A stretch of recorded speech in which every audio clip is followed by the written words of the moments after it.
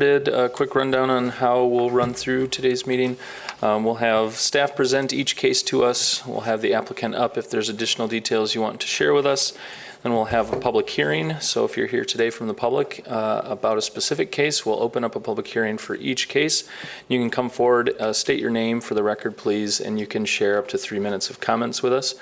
After the public hearing, applicant will be invited back up to address anything raised during the public hearing, and then we will have a discussion and make a decision before moving on to our next case. Before we get to our first case, I just want to mention that 2510 East Beltline Ave Southeast was withdrawn by the applicant, so if you are here for that case, we will not be hearing that today. And commissioners, any conflict of interest or potential conflicts today? No? Okay. And we will get started with 2070 and 2090 28th Street Southeast.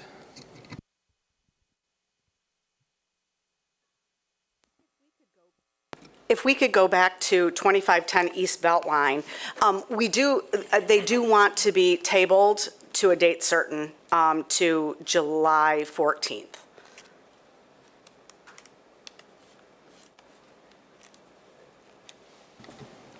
Are we able to do that now, Amber, if we've withdrawn it on the agenda? You administratively withdrew it, right? We did, at their request, but. You could. Yeah, it was they didn't want it to be heard, and they requested that it would be postponed to July 17th. You can motion to postpone it. Okay, thank you. I just wanted to make sure we didn't have a technical error there. I'll make the motion to postpone to July 14th. Support. All right, any discussion? All those in favor of the motion say aye. Aye. Any opposed? All right, thank you. Okay, so on to 2070 and 2090 28th Street. On the agenda is an approval for a 24-hour vehicle fueling station, a gas station, and convenience store with the sale of beer and wine. The subject property is located in an MONC zone district, modern era commercial zone district. This is an auto-oriented zone district. Auto-oriented uses are expected there. It's also a village center in the master plan. A village center is intended to serve several neighborhoods and are located on, main travel routes. The subject property consists of 2 lots that would be combined, and if you do if you are amenable to approval, we'd recommend adding a combination of the 2 lots to your conditions of approval, which staff forgot to include. The site is located on the south side of 28th Street at Inglewood. It's surrounded by other commercial uses. We have the Woodland Sports Complex to the south. To the north, we have the Grand Center Plaza Shopping Center. And to the east, we have the Aldi grocery store. To the west, we have a restaurant.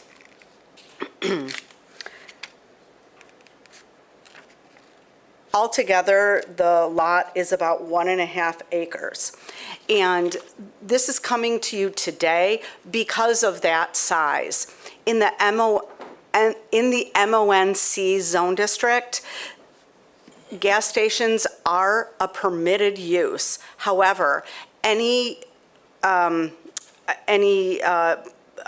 proposal over an acre in area does require Planning Commission site plan review.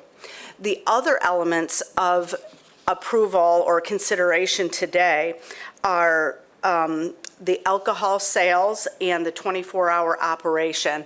Both of those elements require Planning Commission special land use approval. Let's see here. there's a lot going on on this slide, but what I want to say here is that the property is encumbered by several cross-access and utility easements. I'll talk a little bit about them, but I would defer to the applicant to talk about the details because I think they'll be able to do that better than I. On the south, there is a cross-access easement. I believe it's, for Aldi's benefit. On the east side, there's a there's a parking easement also for the benefit of Aldi that indicates that that the previous owner of the or I don't know if it's the current owner of the property would provide no less than 22 parking spaces. And then there's also actually it's on the adjacent property, there's an ingress-egress easement to allow ingress into the site. And the reason that and I think there's also an easement I think there might be an easement to the north of the existing building, and I'll let the applicant talk about that. But one of the elements that I wanted to mention is that this is a rather unusual property. It's currently improved with auto uses. There's a Extreme Car Audio was formerly there, as well as a vehicle repair garage. And they have, the subject property has frontage where I'm pointing right here at the corner on 28th Street, and then frontage along Englewood. There's a driveway that goes into Aldi, and that's actually Aldi's property. There is an easement that allows the property to use the Aldi property for ingress and egress, and you can kind of see that here. It says, ingress and egress easement. So, currently you can drive into the site over Aldi's property.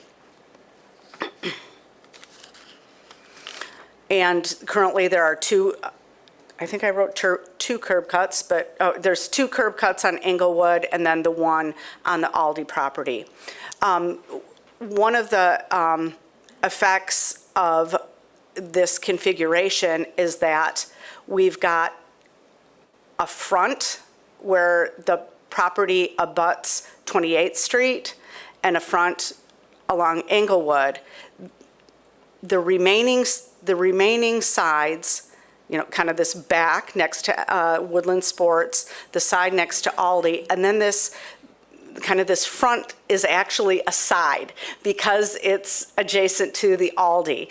While it acts like a front, it isn't. From a zoning perspective, it's actually a side, and that will be important later.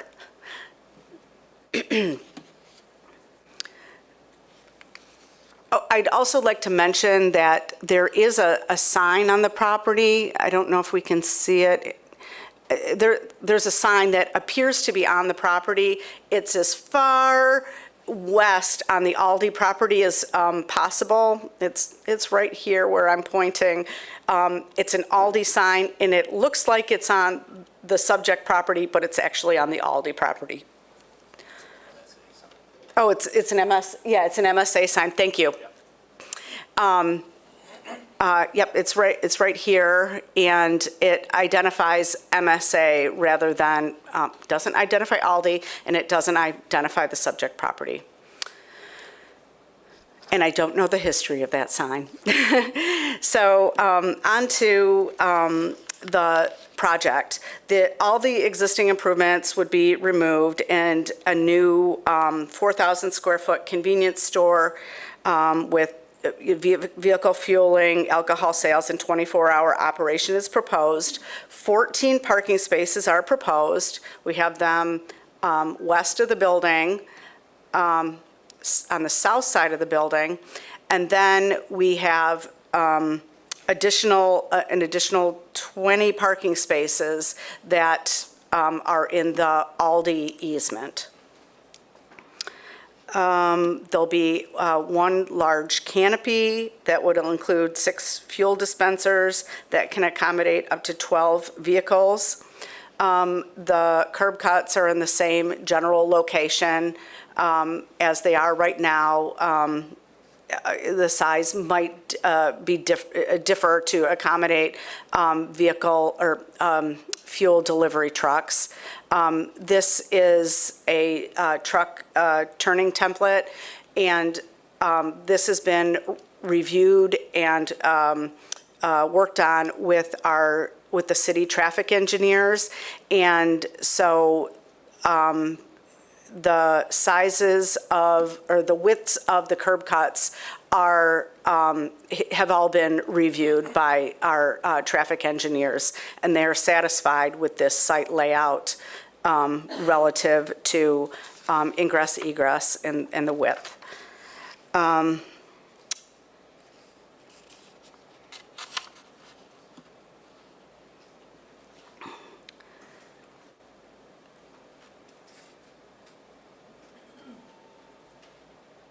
So the main building side faces west toward Englewood. So we can call this the front of the building, and that's where we see most of the parking spaces. The secondary entrance is on the south side facing Woodland Sports, and I will talk about that again. So the west facing Englewood, we consider that a front, okay? And so it will need to meet the, front transparency requirements. As I mentioned before, all remaining elevations would be considered sides, okay? And as you're aware, the transparency requirements on the sides are lesser than on the front of the building.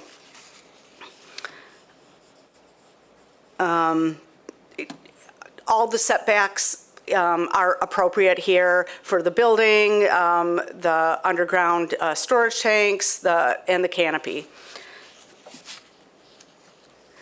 Relative to parking, they meet the parking requirement. They're proposing 14 spaces. They could have a maximum of 16, and there's a minimum of 13, so that's right on.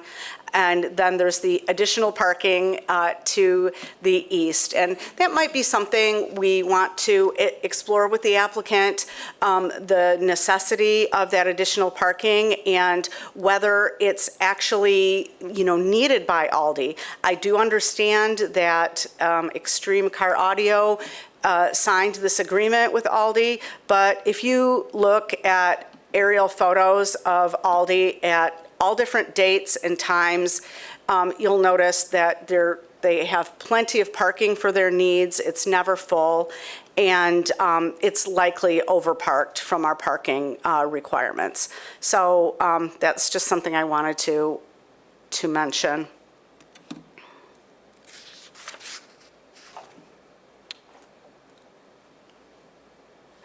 Relative to landscaping and green infrastructure, all of that appears to be appropriate and sufficient.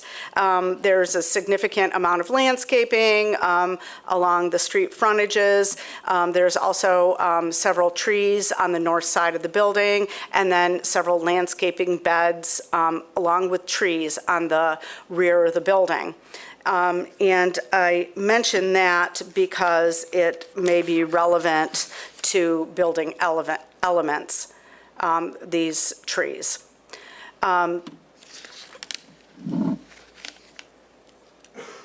The building itself, it's a single-story flat roof building, approximately 18 feet in height. The applicant was really great about working with staff on making modifications to the elevations that would more closely align with our expectations. The westerly elevation exceeds the transparency requirement. Almost 67% transparency is proposed on that west elevation. The back of the building facing Aldi has no window openings. The north side of the building that is proposed to face the 28th Street also has no windows. And this, because it is technically a side and not a front, 15% transparency is required, and no transparency is proposed. Now, on the south side of the building, that's that interior side facing Woodland Sports, 10% transparency is proposed. A secondary entrance is proposed on this side. Although it doesn't meet the 15% transparency requirement, additional spandrel glass is proposed. So relative to these building elevations, the Planning Commission should consider the appropriateness of the transparency being proposed.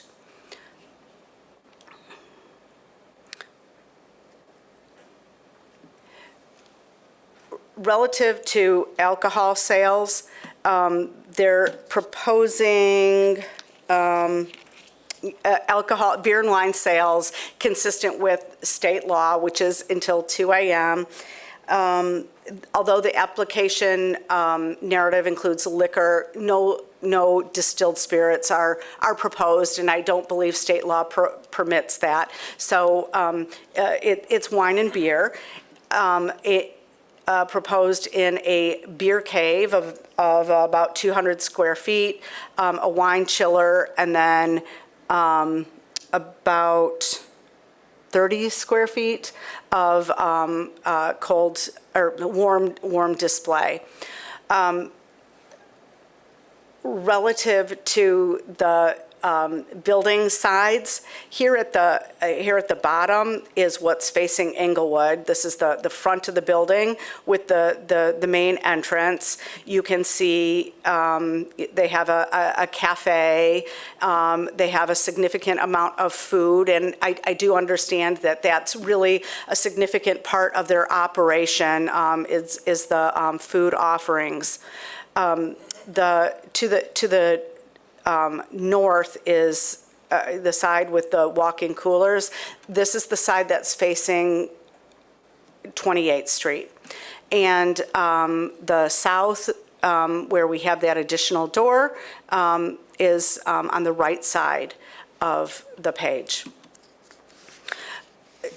Staff did ask the applicant to, before I move on to that, here, the next page shows the security cameras, and this has all been reviewed by our SEPTED specialists, and they found that it met the SEPTED requirements. The canopies appear to meet our requirements for height and design. The applicant was kind enough to provide an exhibit to graphically show why flipping the orientation of the building with this more dressed up side that they're proposing on the south, why that couldn't be to the north. It's showing here parking directly into the drive, the Aldi ingress drive. And I'll really defer to the applicant to talk about that in detail. And I think the Planning Commission may wish to further explore this.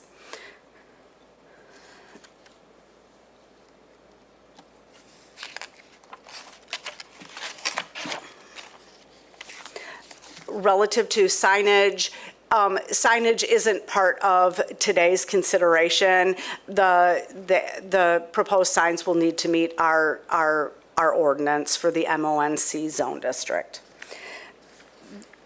There is no active neighborhood association in this area, and in our experience, there has been a lack of interest in participation in other public hearings in this area. So the applicant did not conduct robust neighborhood outreach.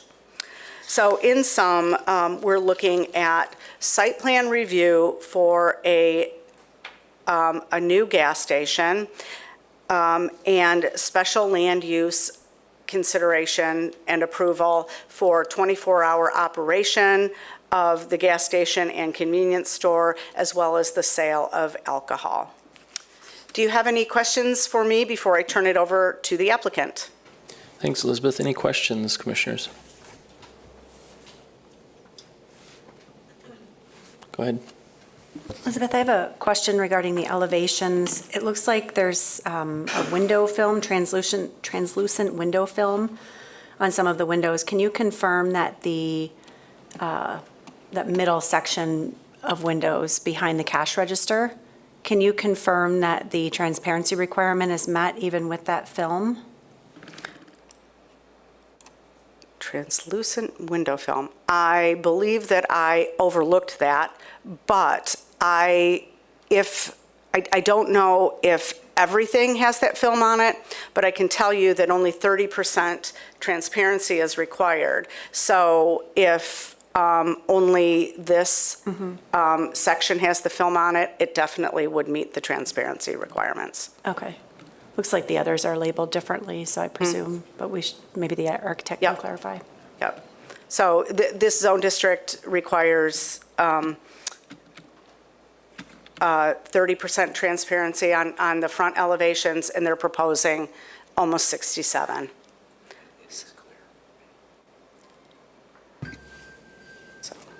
Any other questions?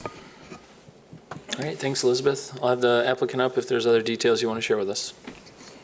So you're welcome to drive, but I have an extra, so I can. You can help, that's right.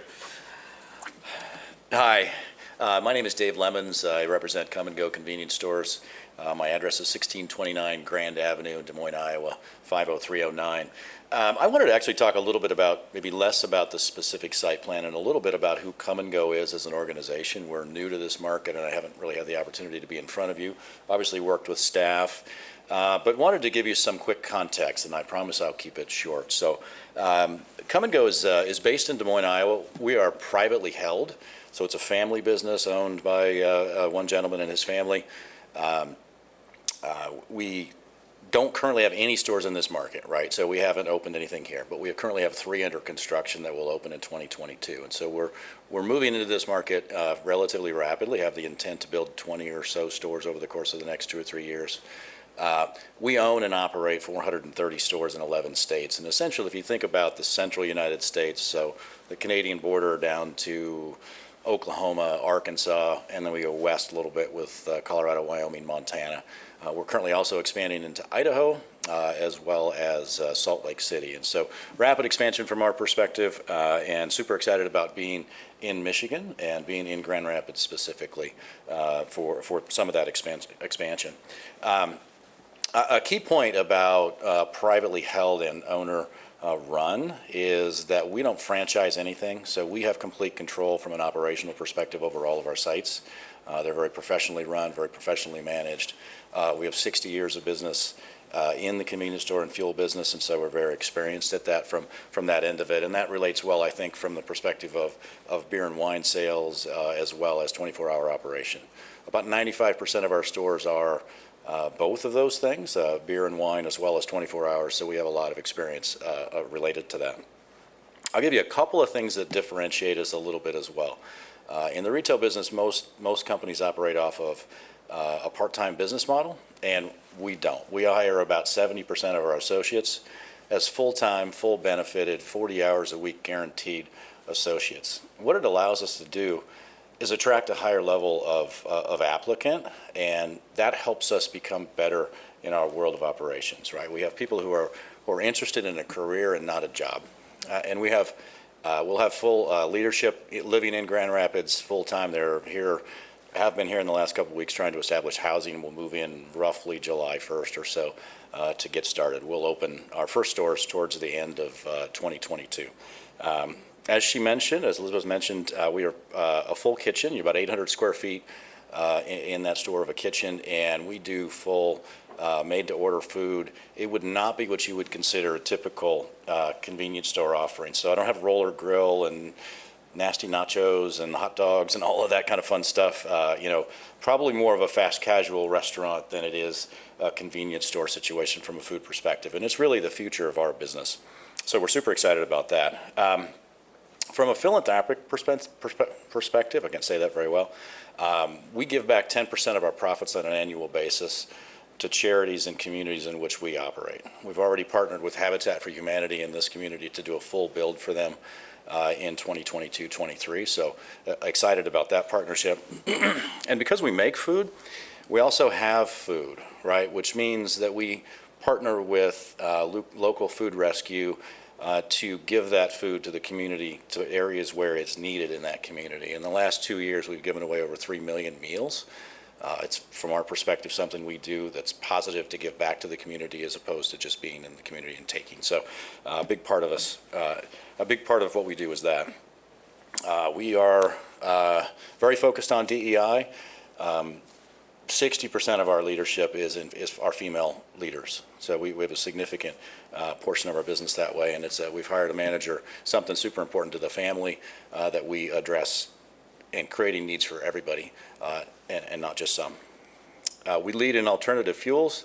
Being from Iowa, there's a little bit of corn produced in Iowa, so we're somewhat of an ethanol friendly world, and we also obviously address the world of electric vehicles.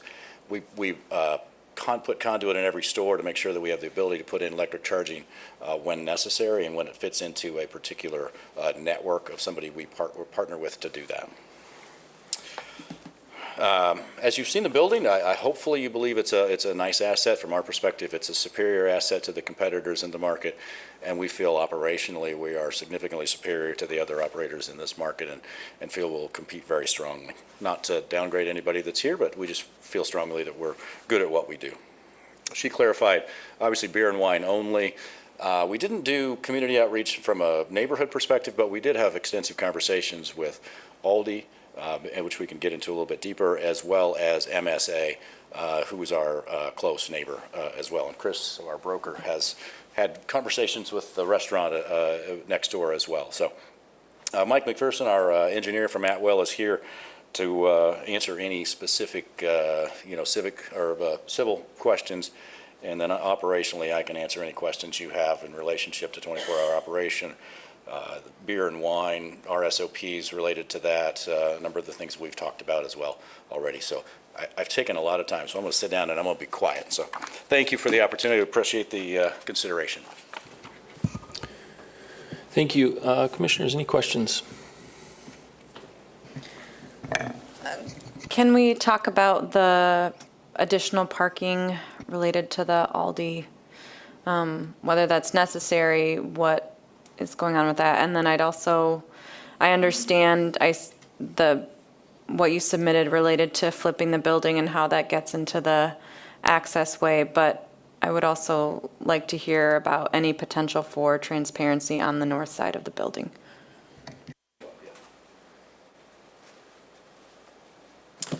Good afternoon. My name is Eric Lord with Atwell. I'm sorry. That's okay. That's all right. You were close. Eric Lord with Atwell, 2 Town Square, Southfield, Michigan 48076.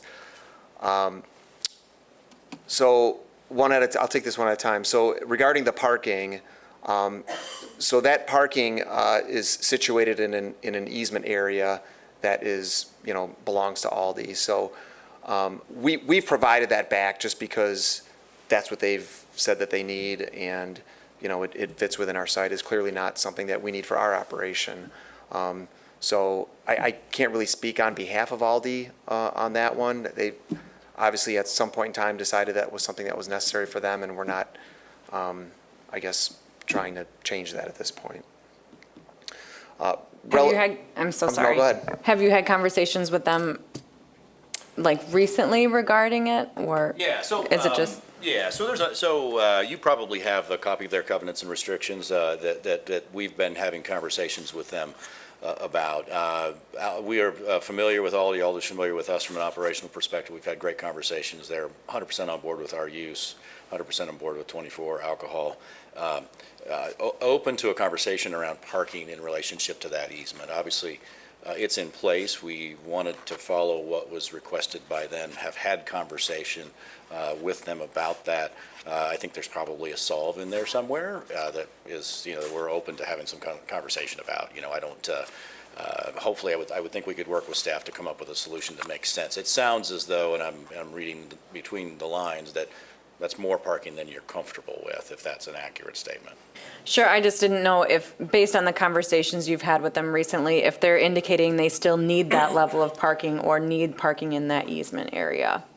I would say my conversations with them would indicate that there's not necessarily a significant need from their perspective for that, and she mentioned them being over-parked. I'm familiar with their current parking requirements and what they build, and so this would be over and above what that is. So just in transparency, yeah. And then you were talking about. I think Elizabeth mentioned, oh, did you have a second question? Sorry. You had a question about the Yeah. north elevation. Yeah, if we can, Elizabeth, I don't know if you can scroll to that alternate plan that we sent over. There you go. So I think the challenge that we have, or at least that was presented to us, was, we've got, obviously, we're front-facing to the west, our west elevation. We have a secondary door, on this alternate on the north side, so we looked at flipping it and what that would do in order to provide that, because I think that elevation breaks up a little bit better and is a little more, I guess, presentable, if you will. The issue that we have, if you see there, is the parking, right? Because we've got parking that's now we would have to break open that, the entrance drive that comes in off 28th. You'd have vehicles that are maneuvering back and forth to there. It's just not ideal. I think that a better situation would be for us to look at, and we're very willing to look at alternate means to dress up that north end. There's, if you go, Elizabeth, to the elevations that we have. Actually, yeah, stop there for 1 second, if you would. I'm sorry, yeah. So the challenge that we have, if you look at the left side of the screen is the north-facing elevation. So obviously, full transparency there would be looking into the coolers and that sort of thing. So the floor plan is just not laid out for that. So what I'd like to do is be able to focus on some alternate building materials and some things that we can do to dress up that north side. If we flip back one, or, oh, there, I'm just trying to get to the elevations. Here we go. So if you look at that the west elevation there, you can see that brown material, that's the Nichiha there. I think that there's going to be an ability for us to introduce some of that on the north side. And we can do some sort of false glazing, if you will, on the north side to try to break up that elevation a bit more. It's just we wouldn't have the full transparency in just because you'd just be looking at coolers. So I think that's something that we could certainly work with staff with and come up with something that's really makes that elevation look nice and breaks it up better than what we're seeing here. Staff recommended that you present this to us, an alternate floor plan? They asked that we take a look at, like, is there any way to move that elevation that we have on the south side and rotate it to the north? Right, so they asked you to do that with the floor plan, but not with the site plan necessarily, right? So does flipping the floor plan necessitate moving the parking? It does. I understand that there's a door there, but that could be accessed by a sidewalk. You wouldn't necessarily need to move the parking to the north side as well. Would, because the parking on the south side, this goes back to one of the original things we were looking at, is that crazy easement document that we have, the Alta survey. There's an easement that runs from Aldi's all the way along the south side of our property that gets to that entrance, and that easement is for Aldi's for emergency access. So we can't break that easement up with parking and mix that up, if that makes sense. Well, I think what he's saying is flipping the door to the other side. If I'm reading into what you're saying, I believe that's Yes, what you were stating. that's what I'm saying.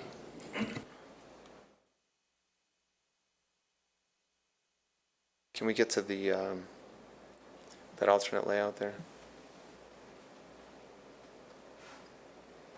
So you would keep the building in its current location, you'd still have the parking on the south side, but the north elevation would be what you're proposing for the south elevation, and you'd access that pedestrian door via sidewalk that would run along the north face of the wall. Yeah, I think we're still going to have some challenges there. I mean, we can certainly look at it a little bit closer, but I think we're going to be challenged to make that work. We do have some, well, I'll have to look a little closer at that. I mean, I think the main issue that I'm hearing is just the elevation and trying to break that up a little bit better, right? And I do think that we have some options there to accommodate that. I just want to make sure that we're not going to cause any issue with the operation of the store, you know, into and out of the store, so. I think part of my concern is, especially with corporations that have multiple sites, we often see the same floor plan at all sites, and they're comfortable with that. I understand that, and I understand there's some scale to that. But then when you're trying to work with a unique parcel like this, we want to see a bit more of an attempt be made to fit within that unique situation, so that it does address the concerns of the community and the transparency that is required. And we're not asking you to hurt your operations by having transparency into a cooler. We're just saying maybe work a little harder to meet the code. Mm-hmm. Yeah, we could certainly take a look at that a bit further.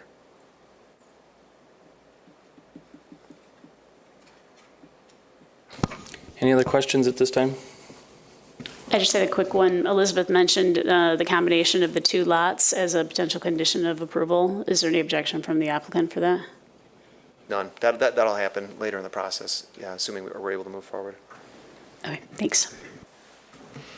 I have a quick question about, and I'm not sure if you can answer this or not, but so the current use of that property is or has been vehicle repair? Is that okay?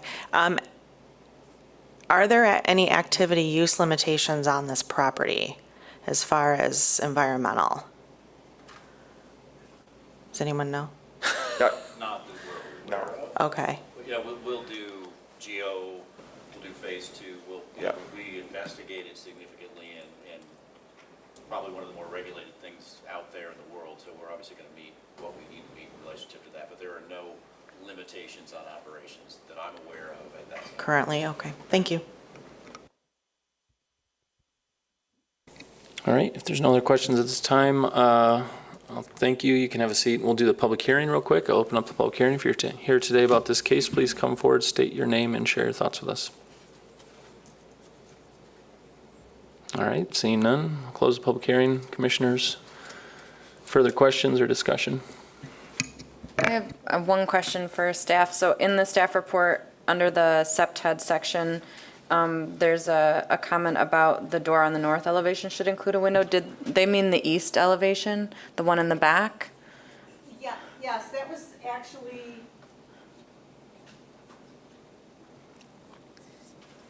Yes, that was actually my observation, but further discussion with our SEPTED specialists indicated it's not actually part of the SEPTED ordinance. Okay. I still think it's a good idea, but it's not required. Okay, thank you.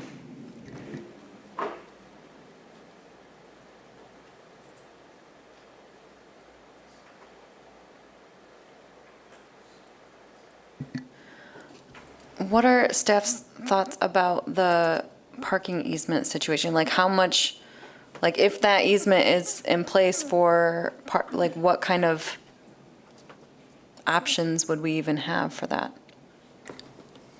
I don't have confidence that we can compel that change. Yeah. All we can do, I guess, is at this point encourage that they continue to work with Aldi to evaluate the need of it. Okay. It's difficult when it's already there and there's easements in place and per testimony is stated need by Aldi to Right. continue with that amount of parking. Okay.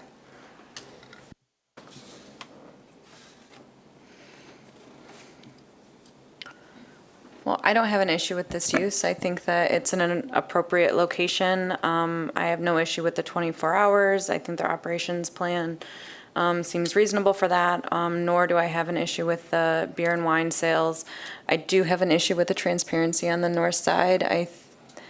I know that it's 28th Street and people are going, but it's, I think it's an important requirement in our ordinance, and I would like to see more effort being made to make that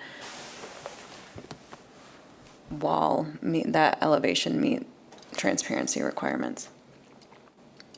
And I don't know if that means flipping the floor plan or what exactly, but that's where I am with this. Well, if the commission concurs with that statement, then that's ultimately up to the applicant to figure out in their design how to accommodate that, and we will certainly work with them to explore solutions.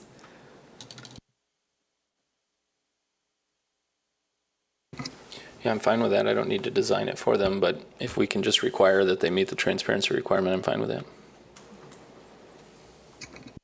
Yeah, I agree. I don't even know, when I look at the language, whether or not the planning commission has the authority to waive it, because the applicant is required to prove that the absence of a waiver would be significantly detrimental to the operation or security of the proposed use. I haven't heard that from the applicant during the course of today's testimony, so I don't even know if we have the authority to do it, but I'm not inclined to do it anyway.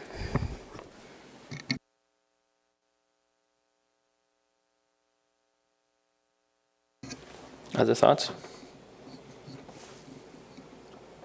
Well, you already know how I feel about taking a corporate footprint and cramming it into our ordinance requirements and asking us to flex more than maybe the candidate is willing to flex. So I think that, the willingness to work that out is really important to me, and it always has been since I've been here. So I would like to see that happen, period.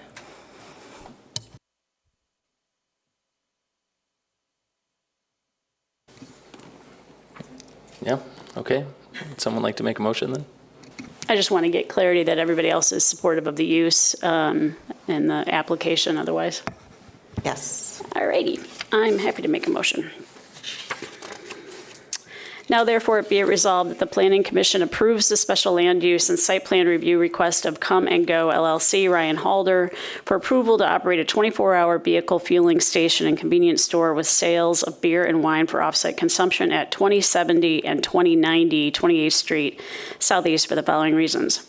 The proposed use will be consistent with the purpose and intent of the master plan and zoning ordinance, including the zone district, because the proposed use will allow the establishment of a retail use and gas station in a manner supporting economic activity while being sensitive to the surrounding uses. Maintain and enhance economic vibrancy as well as attractive business and commercial areas, and provide reasonable accommodation for growth and development. The proposed use will meet the site plan review standards of section 5.12.8.e because all elements of the site design are harmoniously and efficiently organized in relation to the size and type of lot, character of the neighborhood and adjoining property, and the type, size, and proportion of the buildings. Driveways and other elements are designed to promote safe and efficient movement within the site and its access points. The proposed use will be compatible, harmonious, and appropriate with the character and uses of the neighborhood, adjacent properties, and the natural environment because it remains a commercial use and a commercial zone district, and auto-oriented uses are expected in the MONC zone district. The proposed use will not have adverse effects on the neighborhood because the building and entrances will be appropriately oriented and adequate parking is provided. The proposed use will not be detrimental, hazardous, or disturbing to existing or future uses or to the public welfare by reason of excessive traffic, noise, smoke, odors, glare, and visual clutter because the use is expected to be patronized by drive-by traffic and the site will be constructed in compliance with current lighting standards. The proposed use will not adversely affect the walkability of the neighborhood, impair pedestrian circulation patterns, disrupt the continuity of the urban street wall, or otherwise hinder the creation of a pedestrian-oriented environment because there are adequate pedestrian facilities that will be provided. The proposed use will safeguard the health, safety, and general welfare of the public because the site is currently improved with public infrastructure capable of handling the use proposed, and any private infrastructure will be provided at the developer's expense. The proposed use will not be detrimental to the financial stability or economic welfare of the city because the use is not anticipated to result in nuisances that require code enforcement actions, and the proposed redevelopment will enhance the viability of the business district in which it is located. Given the character, location, development trends, and other aspects of the neighborhood, it is demonstrated that the area is underserved by the proposed use and that the proposed location for alcohol sales will demonstrably be an asset to the neighborhood because, as proposed, the use will be unique as compared to existing uses in the neighborhood since there are few other establishments in the vicinity offering beer and wine for off-site consumption. The use or change in use as constructed and operated by the applicant is compatible with the neighborhood because no concerns have been expressed by the nearby businesses or residents. The use as proposed will be operated by the the use as proposed to be operated by the applicant will not have any or minimal negative secondary effects on the neighborhood because an adequate operations plan and training will be in place, and the use is subject to the SEPTED ordinance. Be it further resolved that the following conditions of approval shall apply to this project. Standard condition set A, which is on the screen, but I will also read. 1, that the application and plans submitted by the applicant, signed, dated, and stamped by the planning director shall constitute the approved plans, except if plans do not meet ordinance requirements and or as amended in this resolution. That the use shall operate according to the application and per testimony as recorded in the Planning Commission's minutes. That this approval does not include any proposed signs. Any future signs shall be subject to the requirements of Article 15 of the ordinance and permits received prior to installation. That a LUDS or Land Use Development Services permit, building permit, and all other required permits be obtained from the City of Grand Rapids prior to construction, demolition, or operation. That the expansion of the approved special land use requires an additional special land use review and approval by the Planning Commission. That the proposed use will comply with all other applicable city ordinances and policies and all state laws. That this approval shall take effect 16 calendar days after the date of the Planning Commission's decision. Other conditions, 2, that the developer shall explore amending the agreement with Aldi, remove the parking on the east side of the state. That no transparency waivers are being granted at this time for the north and east building elevations. The outdoor displays of merchandise shall be directly adjacent to the front of the building and shall be limited to typical service station merchandise such as road salt, vehicle fluids, beverages, and ice. That the use shall comply with the requirements of the SEPTED ordinance and that the 2 lots shall be combined. That's the conclusion of my motion. Go ahead. Do we need support? Do we have support? Then we can. Support. Okay. Commissioner Bueller, I apologize if we weren't clear, but side elevations would include east and south elevation, and then the, I'm sorry, I'm trying to figure out how to word this. Because it's effectively a corner property on some, all other east and south are considered, north, east, and south, pardon me, are considered sides. So I think what we were looking for was really to focus the transparency requirements shall be met along the west elevation, of course, and along the north elevation, but that the east and south elevation receive waivers to accept the designs as proposed, kind of in recognition of the corner lot condition, as well as the operational needs, having back of house areas of the building, and then also using landscape as a mitigation. Because that east wall facing Aldi would technically be a side elevation, meeting the transparency requirements of 20%. I'm not, I didn't hear that part being discussed with the commission, but perhaps that's what you wanted. I don't think we did discuss the other waivers. So perhaps we're a little late for that discussion, but my primary concern around transparency is on the north elevation. I think that's what I heard from my fellow commissioners. So I'm happy to amend the motion to include the language that you used, rather than me try to restate it. Perhaps you'd like to. Well, I don't know exactly what I said, but what I wrote here was that the north elevation be designed to meet the building element requirements of the ordinance. And then a second condition that the proposed transparency of the south and east elevations are appropriate given the operational needs of the use and the mitigation of the proposed landscape plan. I'm fine with that. Still support. Effectively accepting the south and east as proposed. Right, but not waiving transparency requirements for the north. Correct. Gotcha. Okay. Commissioner Wallace, you're still good with that? Got it. Okay. Support. Can I clarify that before you move on? So on the south, does that mean the south as currently proposed? Or Yes. the south if the north and south were flipped? As proposed, they have transparency in a door on the south. I And- don't think we're suggesting that they would have that on both sides. No, Right. as it's currently laid out. You mean if they were to flip it? Or, Oh, I don't want to speak for the commission, but I think the intent was that the north elevation be met, the west elevation be met, and that there's flexibility in the south. Waivers are acceptable on the south and east elevation, and that they would work with us to determine if there's opportunities for any transparency. If not, the elevations as solid walls would be appropriate. It's a terrible way to word that, Carol, but that's what I'm,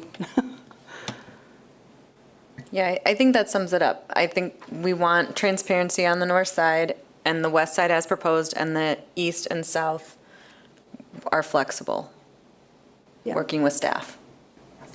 Yeah, and that was the language that you supplemented. I'm comfortable with that. okay, thank you. All right, any other discussion? All those in favor of the motion say aye. Aye. Any opposed? All right, the motion passes. Thank you. Our next case is 1232 Bridge Street Northwest. Elizabeth will walk us through this.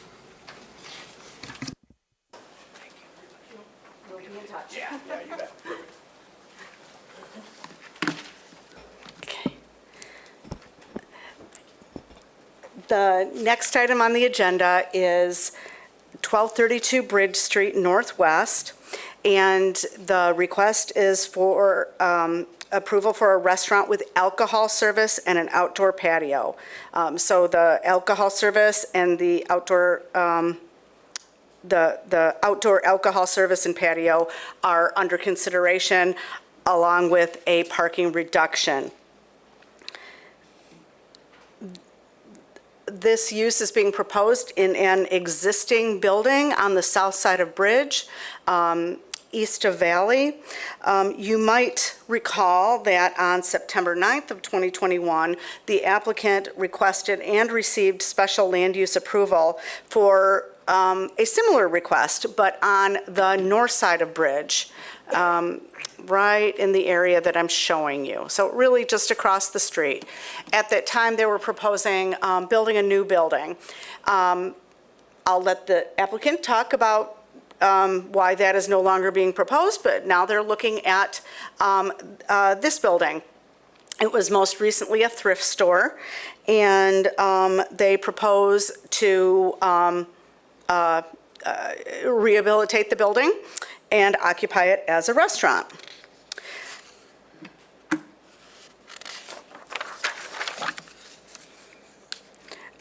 If you do remember the previous approval, it would operate similarly to what was previously proposed. In this area is a very small TBA zone district, it might have been larger before the expressway came through, but, so it really is affected by the location of the expressway, and it's not a very vital TBA zone district. But there are, existing buildings in the traditional style, and they're proposing to rehabilitate the building, open up some of the windows. I don't know that I didn't include any photos of the existing building, but on the Bridge Street side, there are lots of windows. On the Valley side, they're all covered up. The applicant is proposing to have open windows along Bridge, and then open up the windows closest to Bridge on the Valley side. They do have, back of house operations. They have the kitchen in this area, so that's why no windows are being proposed there. I kind of jumped into transparency before talking about some of the other elements, but I'll finish talking about it now since I brought it up. It appears that the Bridge Street frontage will meet the 60% TBA transparency requirement. The secondary frontage on Valley, it won't, but it is bringing the building closer to conformity with current regulations, and if you're amenable to that, staff can work with them on the details. But as I mentioned, there's some, I need to orient myself here. They do have the kitchen area there where no windows are being proposed. Let's see here.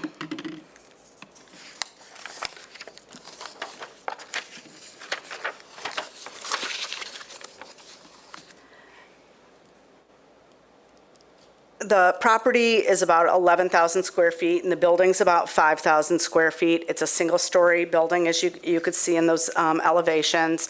At the back of the building is a asphalt parking lot currently, and the applicant is proposing to enclose the open space with a privacy fence in lieu of the existing chain link fence there. Right now, along the edges, there is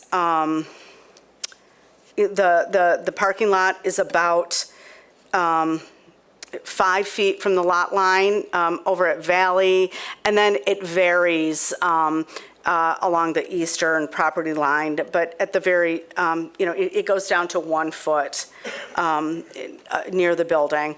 But the applicant is proposing a 5-foot buffer. So in this case, since it's an existing situation, we have a non-conforming parking lot. They're pushing it further away from the lot line, bringing it closer to conformity. So the Planning Commission should consider whether this 5-foot setback for the outside activity and parking lot is appropriate. So that's one of the things under consideration. Relative to capacity, the restaurant is anticipated to accommodate about 125 patrons indoors, and then outdoors about 100. They're also proposing, I don't think it shows up very well. Oh, here it is. A four-season patio, and I'll defer to the applicant to talk more about exactly how that will operate. As I understand it, there are no, and as I see here, I see no openings on this, on the easterly wall of the building that could have an impact on the neighbor.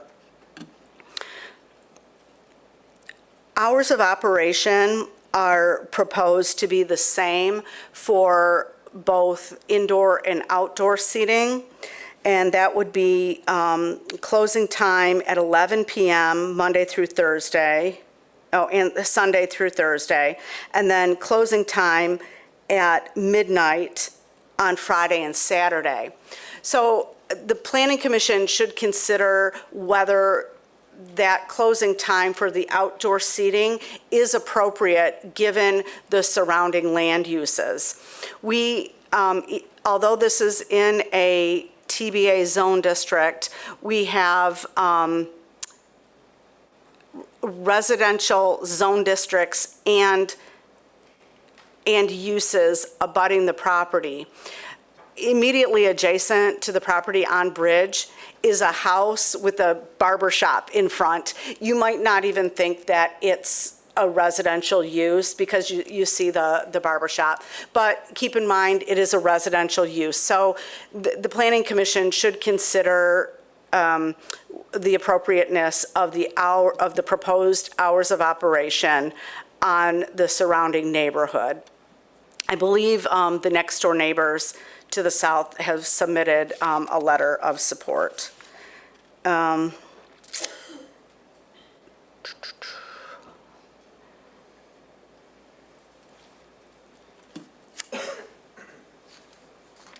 So currently, all of this area is paved.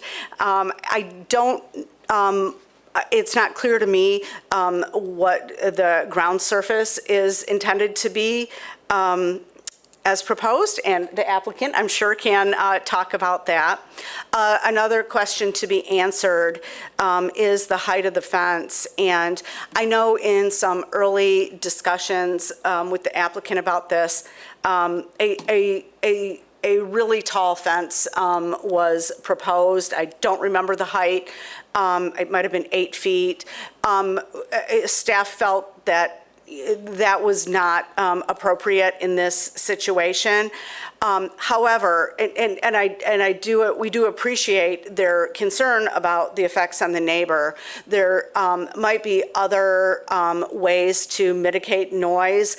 I am not an expert on these materials, but I know that there are ways to additional materials that could be used to mitigate the sound. So that might be something that the Planning Commission may wish to consider if you feel it's appropriate.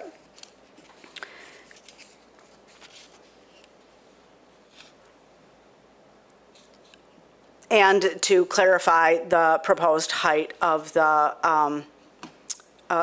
fence. The site plan will result in additional green space. They'll be removing pavement around the edges, so that will bring a non-conforming site closer to conformity. The green space requirement is 10%. It probably won't meet it, but it's it's currently a non-conforming TBA property. Relative to parking, 4 on-site parking spaces are proposed. We were not provided with a dimensioned plan at this time. We find it unlikely that 4 parking spaces will actually work here. Maybe 2. We don't know. That will be something that they really will need to explore at permitting. We didn't dwell too much on it because they need a significant parking waiver anyway. So a total of 57 parking spaces are required for the combination of indoor and outdoor seating. And the outdoor seating itself is 25 spaces. So, in the wintertime, we clearly wouldn't be needing those spaces. 32 spaces are required for the indoor dining. So the Planning Commission is considering an almost complete parking waiver, and you could use on-street parking and transit. In the staff report, I did include the hours of operation of the bus.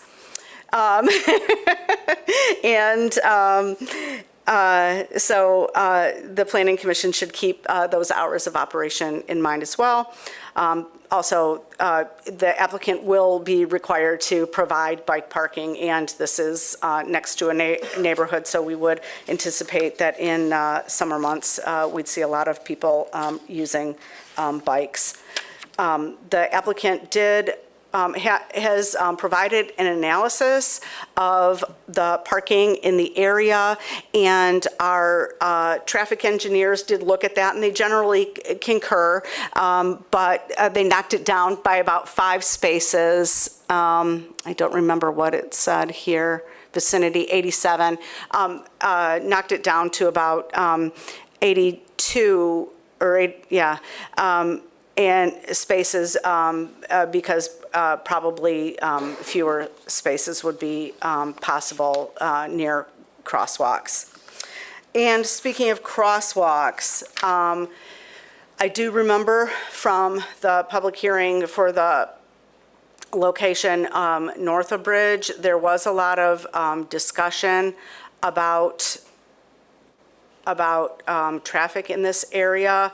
It's not, you can't really see here, but we've got the expressway just to the west here, and okay, maybe we can see here, and then Bridge west of the expressway. We've got a big hill, and so people tend to gather speed as they're going under that bridge.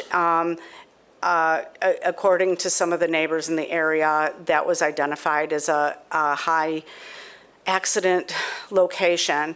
That is acknowledged by the city, and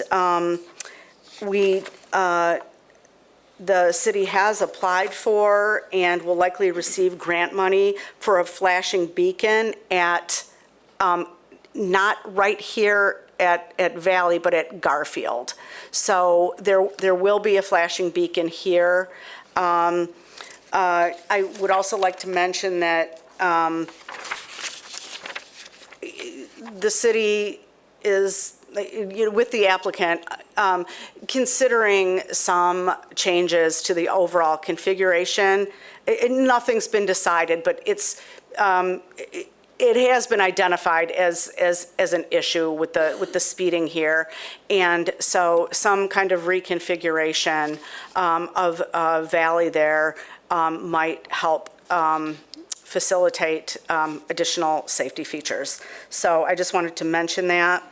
Our traffic engineers also requested a trip generation letter to document the anticipated change in trips from the previous use. Oops, I think I put this in for, I don't recall if I have the trip generation letter. So we might need to talk about that. Additional traffic engineering comments include some minor modification to the abutting right-of-way, maybe curb extensions to help facilitate pedestrian safety, and the applicant has indicated a willingness to participate in that. There has been neighborhood outreach. The applicant met with the West Grand Neighborhood Organization. I have not received a letter from West Grand, but the applicant indicated that comments included requests for exterior video surveillance to deter graffiti and bad behavior, to address crosswalk safety, to secure additional parking, and a suggestion to install bollards. And I think that also speaks to the accidents in that area. There was an informational meeting that they held in the neighborhood.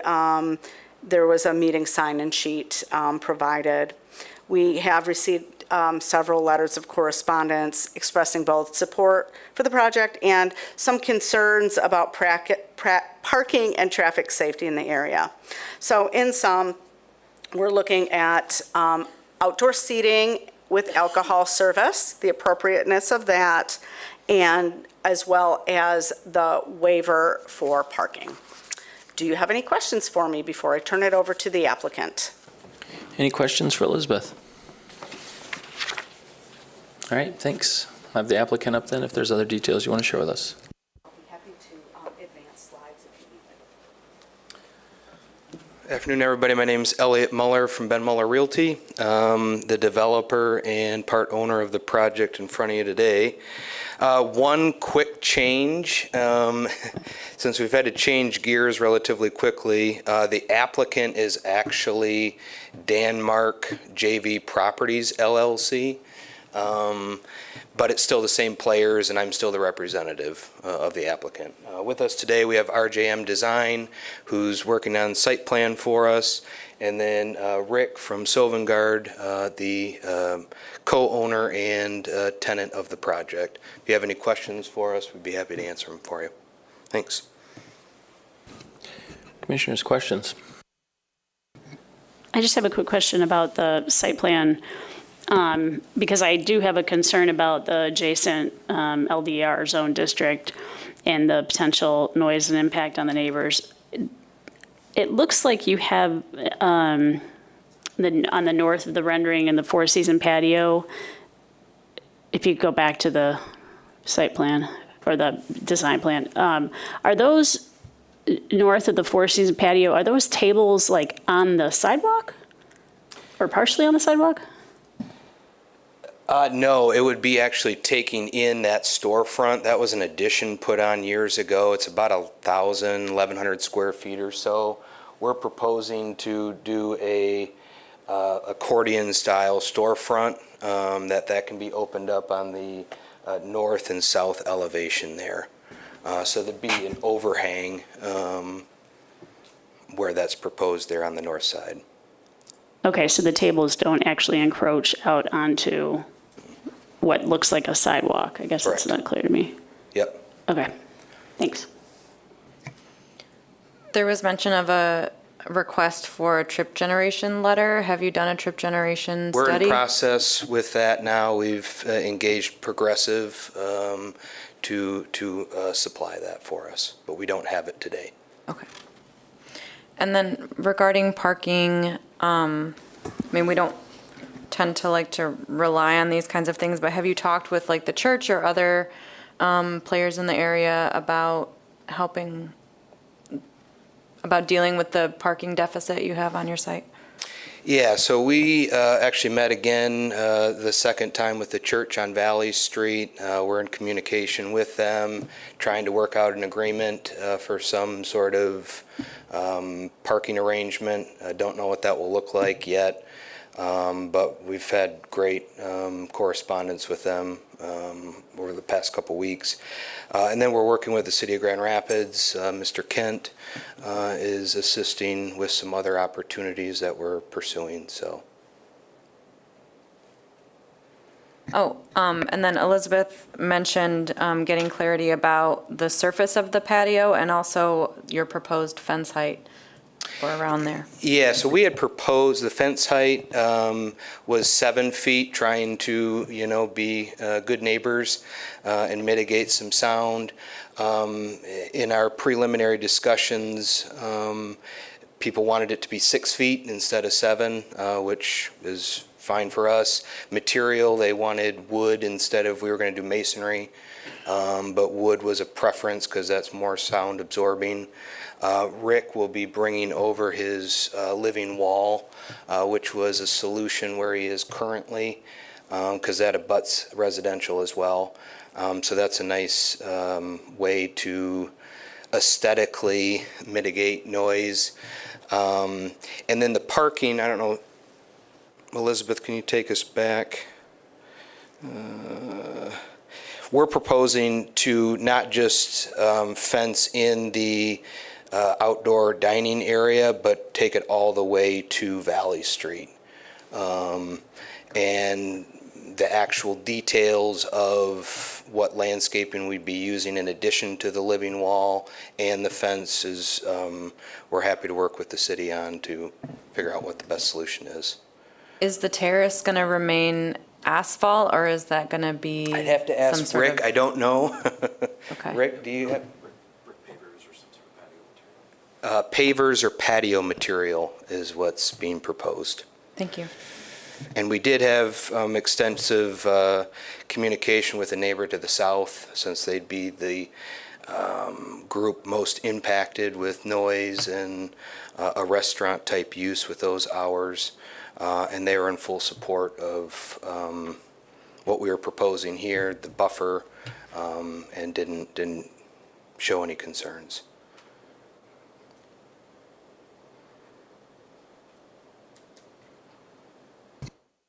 Any other questions for the applicant? Okay, thank you. I'll open up the public hearing. If you're here today on this case, please come forward, state your name, and share your thoughts with us.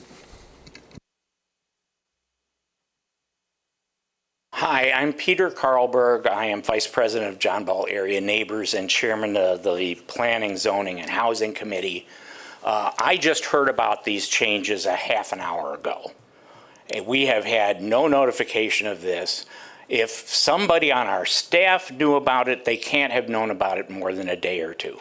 We were not apprised of this meeting. This is not West Grand's neighborhood area. This is entirely within John Ball Area Neighbors neighborhood boundary area. We complained about this with the previous application at the other location that we keep getting ignored, and other neighborhood organizations ask to do our role. We have not had any chance to advise the neighbors on any of these changes proposed, and these changes are huge compared to what was presented to us at the other location before. Whereas the other location was basically the outdoor stuff would be facing the freeway wall, and there were no neighbors around it. Plus, on that side of the street, by where Valley Street comes around and everything else, there's all sorts of street front parking spaces available that nobody uses. And that would, because it would be on the other side of the street, that would be the logical direction which people would come from to go to this place. And they would be passing right by plentiful parking. This location across the street does the opposite. It's going to bring traffic right through the neighborhood, and the only logical place for them to park is in front of all the neighborhood houses.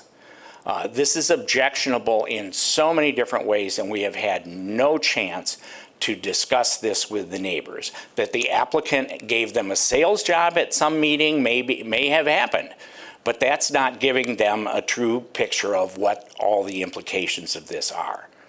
We have not been allowed to play our role that we're supposed to play, so please can you table this and require them to have a meeting with the neighborhood association and the neighbors present. This is the outdoor seating next to residential. That's highly objectionable. The complete lack of parking is occurring at a place where there's huge demand for parking at the same time that are peak hours for a restaurant to operate, as opposed to the location on the other side of the street, which is filled with an empty street with no neighbors using the parking. So this is entirely upside down from what we were originally presented with. So please table this and let these questions be sorted out in some real neighborhood meetings. Thank you. All right, thank you. Anyone else on this case?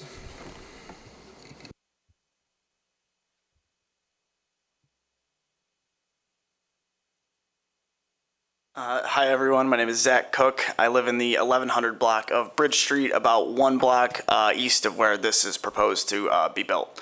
You can see my house in that last picture. So as a resident of the West Side, I want to support everyone that wants to be an entrepreneur. I own a small business that runs on the West Side. I totally understand the need to ask for the parking waiver because parking lots don't generate money, which was an exact quote from the meeting you guys held last week on site that we went to discuss a couple things. And while I agree that parking doesn't generate money, it does, however, bring up the same question: is that parking lot doesn't serve you to make any money. What does taking away the parking spots in the neighborhood serve as a community? We're already at a lack of parking. myself, my neighbors, we don't have driveways, we don't have access to alley parking, we have to street park. We're already losing that because there's lots of multifamily housings. It's a single house with 4 cars in it that takes up more than your house can even accommodate. And if you don't have anything behind that, there's nowhere else to park. You have to park on the street. So for us, number one concern is parking. Obviously, yes, there's public transportation options, but the bus stop is across the street. Yes. Is it operational all the time? Occasionally. So for us, parking, number one concern. Number two is I had my own personal car totaled at that intersection 3 years ago. It totaled my car, my neighbor's car, and the gentleman who hit all 3 of us. It's a terrible intersection. A year later, there was a near fatal motorcycle accident, 2 motorcycles going up the hill, nearly dead. A guy hit that building, flipped his car. It's a very, very dangerous intersection. People fly down there. If there's any inclement weather, the hill is slick. It's a blind corner. If you're coming from west to east, it's a blind corner until you're halfway through it. Trying to stop at that bottom of the hill, in my opinion, would be disastrous. If it's icy, if it's rainy, if it's wet, anything. Even a crosswalk gets slick when it rains. Trying to stop coming down the hill, very tough. So even moving it a block down, you're still going to jam that up because it's a very, very busy street, and any sort of traffic stoppage there is going to create a backup into a blind corner up the hill, which we've seen already bad parking, already bad accidents happen at this corner traditionally. So kind of the same thing. I'll cut myself off. You don't have to cut the tire on it. But those were our major concerns as well. I'm glad our gentleman here came up with this as well. But like I said, we're just really concerned that with the waiver, it doesn't serve the community in a positive fashion of displacing all the rest of the parking spots we already have. It doesn't generate any income to anybody but the restaurant owner. It only hurts the neighborhood around it. The noise goes up, the parking goes down, the traffic gets worse. There's no, from our neighbors we've talked to that have been concerned about this, to us that went to the meeting last week that they held on site, our concerns kind of felt brushed. We brushed through the parking thing. It says parking doesn't generate money. We understand. What's our solution to this, though? Do we put them on the park side? I'm sure that it seems like there's a lot of opportunities to find this parking that, yes, they negotiated with the church. Sure, that's one building there. They own a lot across the street. Ample parking could be built there. Bought both properties here, one across the street from each other.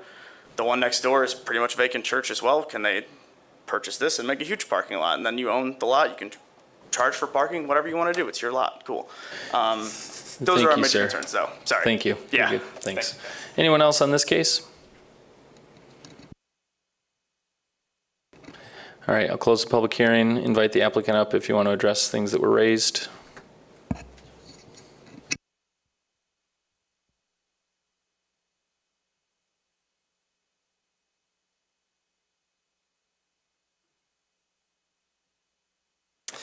Hello, everyone. Thank you for your time. My name is Rick Musciana, and I'm one of the co-owners of the Sovngarde. I didn't think we'd be back so soon, seeing all of you, and this change of location definitely, came as a surprise to us as well. That's something I guess we didn't quite get to dig into, and I don't know how much of a factor it is in the commission's view, but the site across the street didn't work for a number of reasons, and but we really are passionate about staying on the west side. We've been hopefully a reputable operating business for now going on 6 years, and we love it over here. And I myself am a resident of the west side. I've lived over here for 10 years, and I do agree with some of the concerns that some of the members of the community have brought up. I myself live just up the street on the other side of the overpass for quite a while, so I'm aware of the traffic over there. I'm aware of the accidents, and what we're trying to do is be an asset to the community here.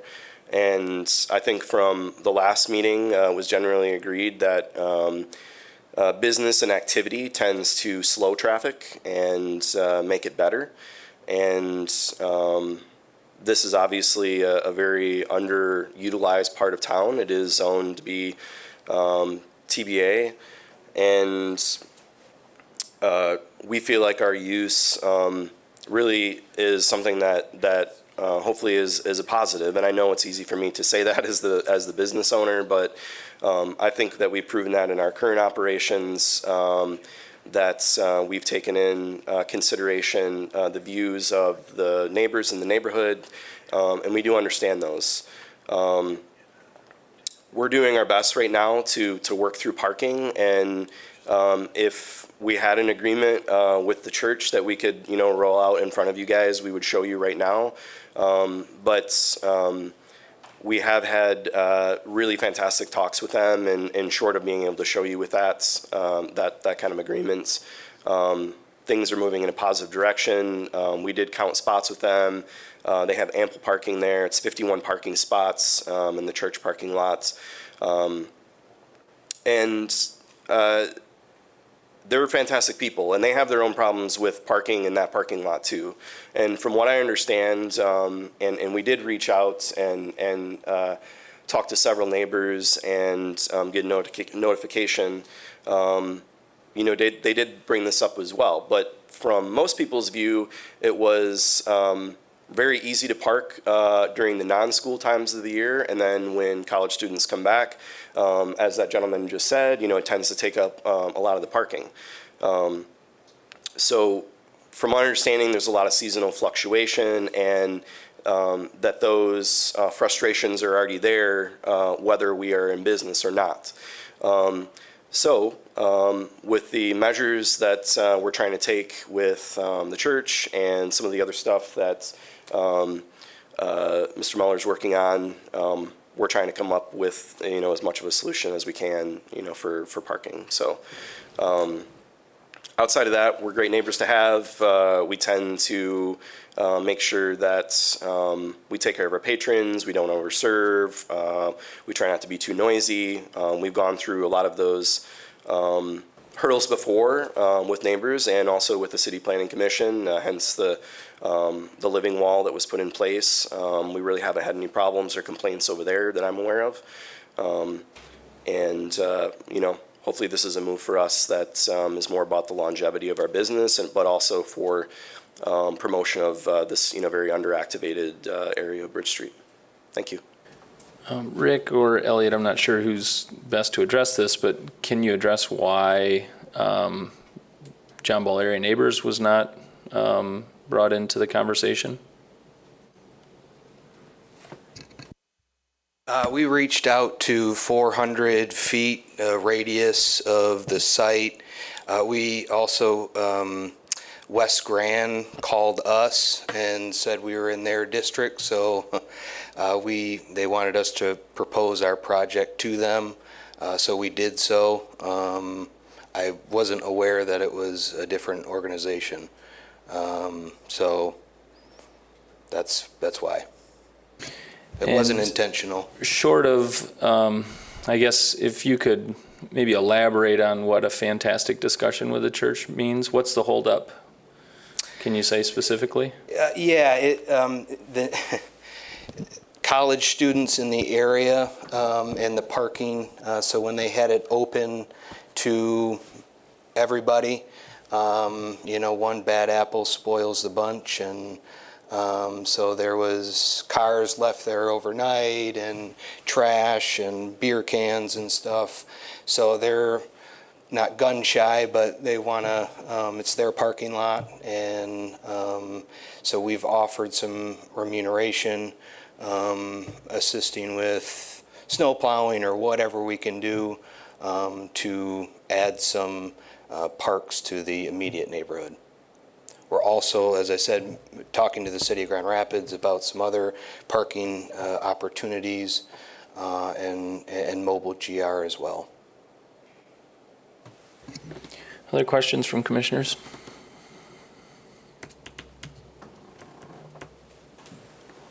So the second gentleman from the neighborhood brought up something about a parking lot and parking lots don't make money. I mean, like, what is the background of that conversation? It made me a little uneasy, honestly. Yeah, so one, I don't believe he was in attendance at the meeting, but, so I don't remember the face, but one neighbor had brought up the idea of turning 1213 into a parking lot.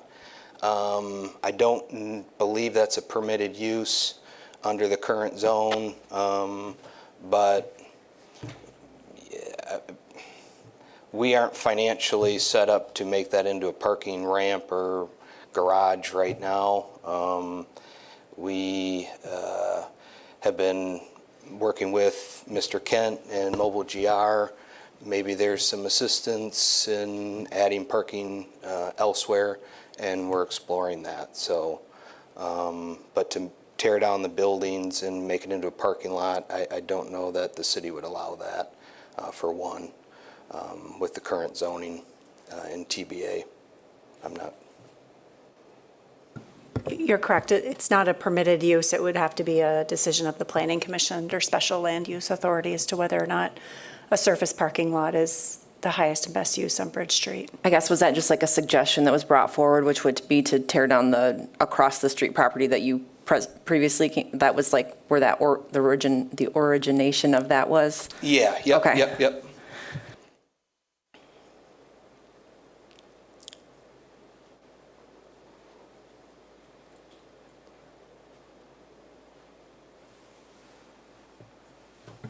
I do have some, the Mobile GR has their spring 2022 parking counts, if that's helpful, just as added information, since parking seems to be a point of discussion here.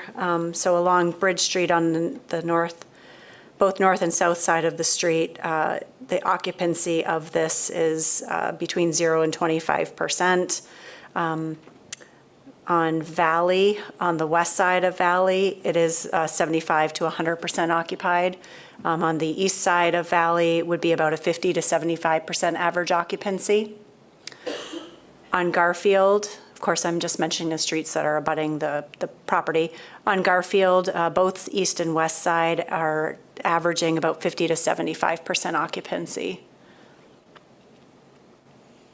My recollection is that those are typically daytime counts, but I believe that they do sample from evenings and weekends. So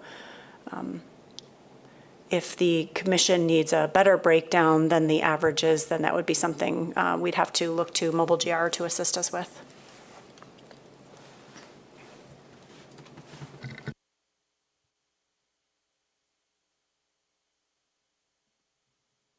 Elizabeth, did you say, I'm sorry, I looked in that direction. Did you say, you know what? Hang on a second.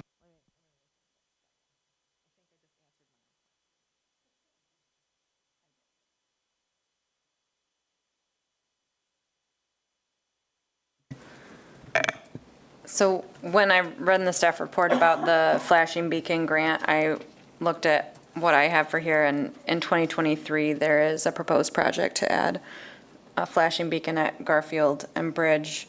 Additionally, in 2024, there's a project proposed to reconstruct Valley from Fulton to Bridge, which could directly impact what it looks like near this site. And then in 26, a mill and fill of Valley north of Bridge to Fourth. So there will be some work happening in this area.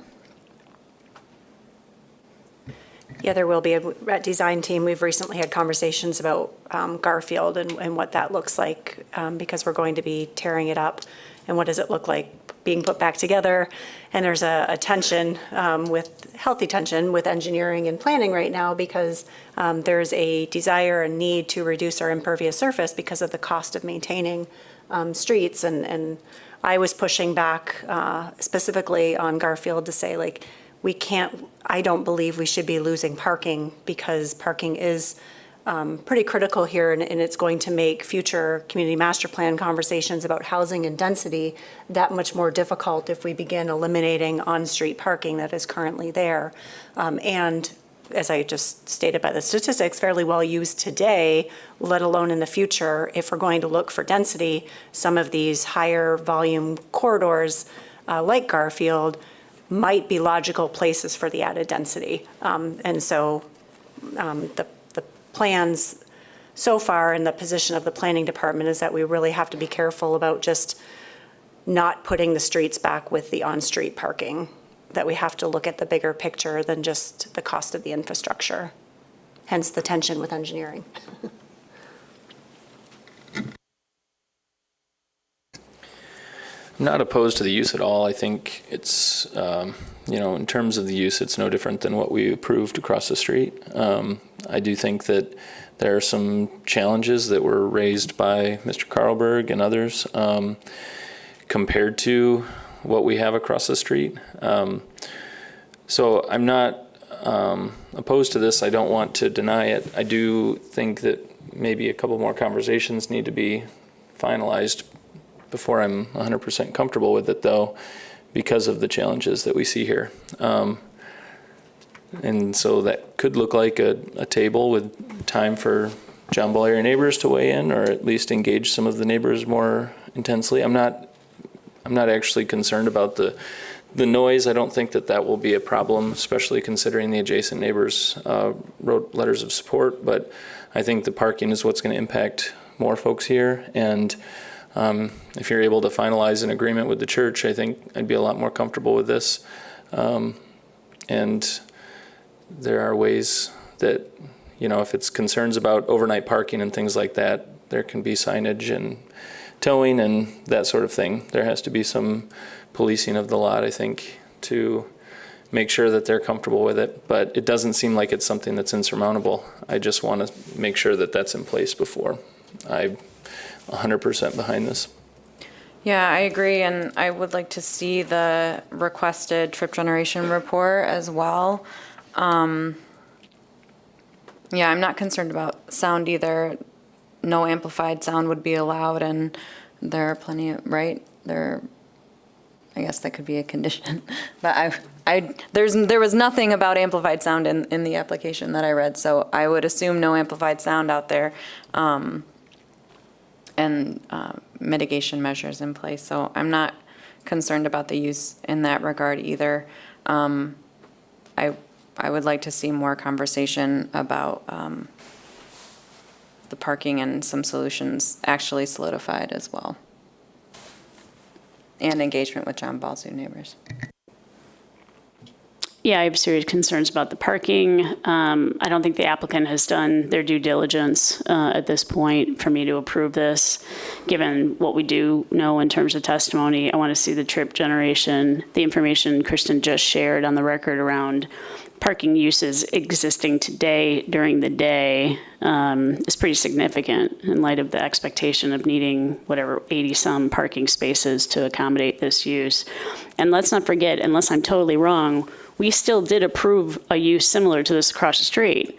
Now, maybe it's not this applicant who's going to go ahead and do that, but somebody can put in the same use we approved with the parking needs that were acknowledged. Now, it's different. There's parking spaces that were approved there, but nonetheless, and despite the one neighbor to the south, I do still have concerns about the requested hours of use outside, given the adjacency to the residential. So I want to have some more conversation about that too, but the parking is my single biggest concern at this point, given the adjacent uses. Are you sure you don't want to just stay on the other side of the road? I'm just teasing you. I have the same concerns. This feels like a different sort of, I guess, neighborhood impediment as it is at the moment. And I agree with my commissioners and the types of items that we would like to see. And, involvement in the community is always, while I understand they weren't snubbed or anything like that, I don't get that vibe at all. But I would like some outreach and some discussions. I'm not super concerned about the sound either. I mean, if it's not that kind of a place, but I do think the parking, and especially in that space, those darn kids and their rental units, right? in the parking. I know it's a struggle, but I would like to see those things more solidified. I really would think that that partnership or some kind of a deal with that church would be amazing, and that would really make me feel a lot better. I concur. But I also, just for clarification, you don't intend on having any outdoor music or something that might be construed as nuisance to the neighbors?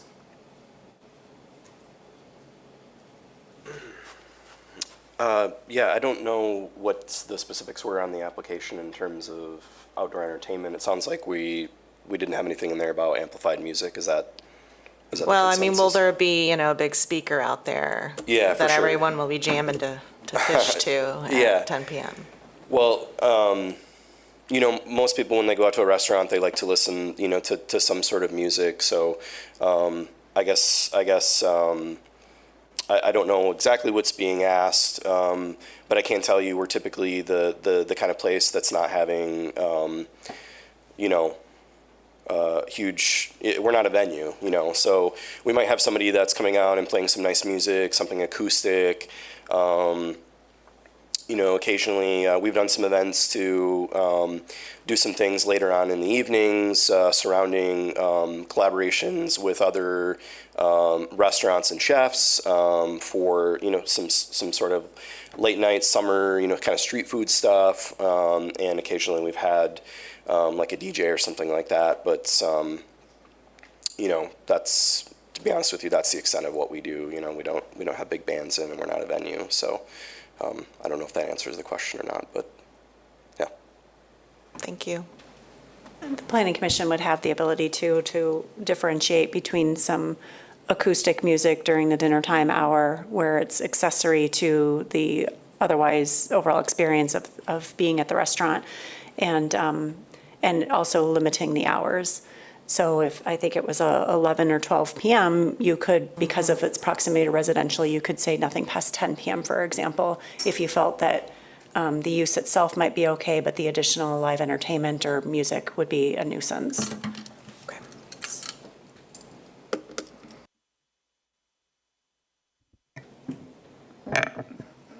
I think we have consensus pretty much, but I would make a motion to, I always table open, I guess, so that the applicant has time to get their traffic generation report back, so we can have that, has time to have further community engagement, especially with John Ball neighbors, and to explore further the parking solutions with the church and other opportunities that are in place or ongoing. Support. With that, I'm wondering if maybe you can provide more clarity around what type of outdoor music you want to provide, just in case it would require an additional notice for the neighborhood. I don't know exactly what the noticing requirements are, but live entertainment seems like a trigger usually if we have something outdoor. So I would encourage you to really nail that down for us. Okay. Stacy? No, I No. think Adrian did. Adrian, sorry. Okay, any other discussion? All those in favor of the motion say aye. Aye. Any opposed? All right, the motion to table passes. Thanks. So we're not setting a date certain? Let's take a 5-minute break.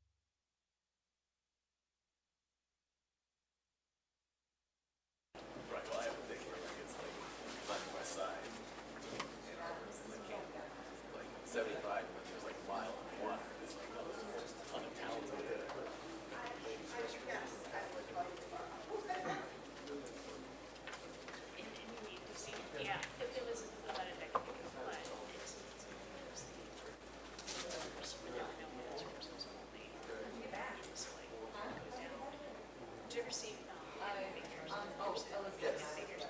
kind of like that with the women had black women had run across campus. It was like that. All right, next case is 3082 Peregrine Drive. All right. Hello.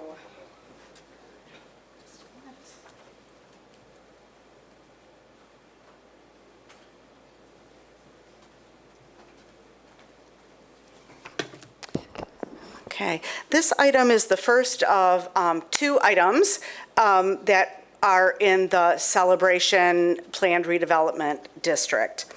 This one at 3082 Peregrine is final site plan review for a previously approved hotel development.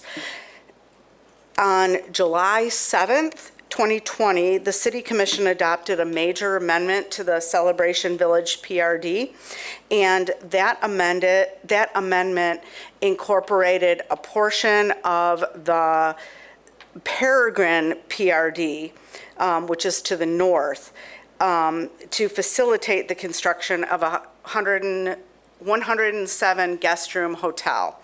And this is before you today for final site plan review for the construction of the proposed hotel.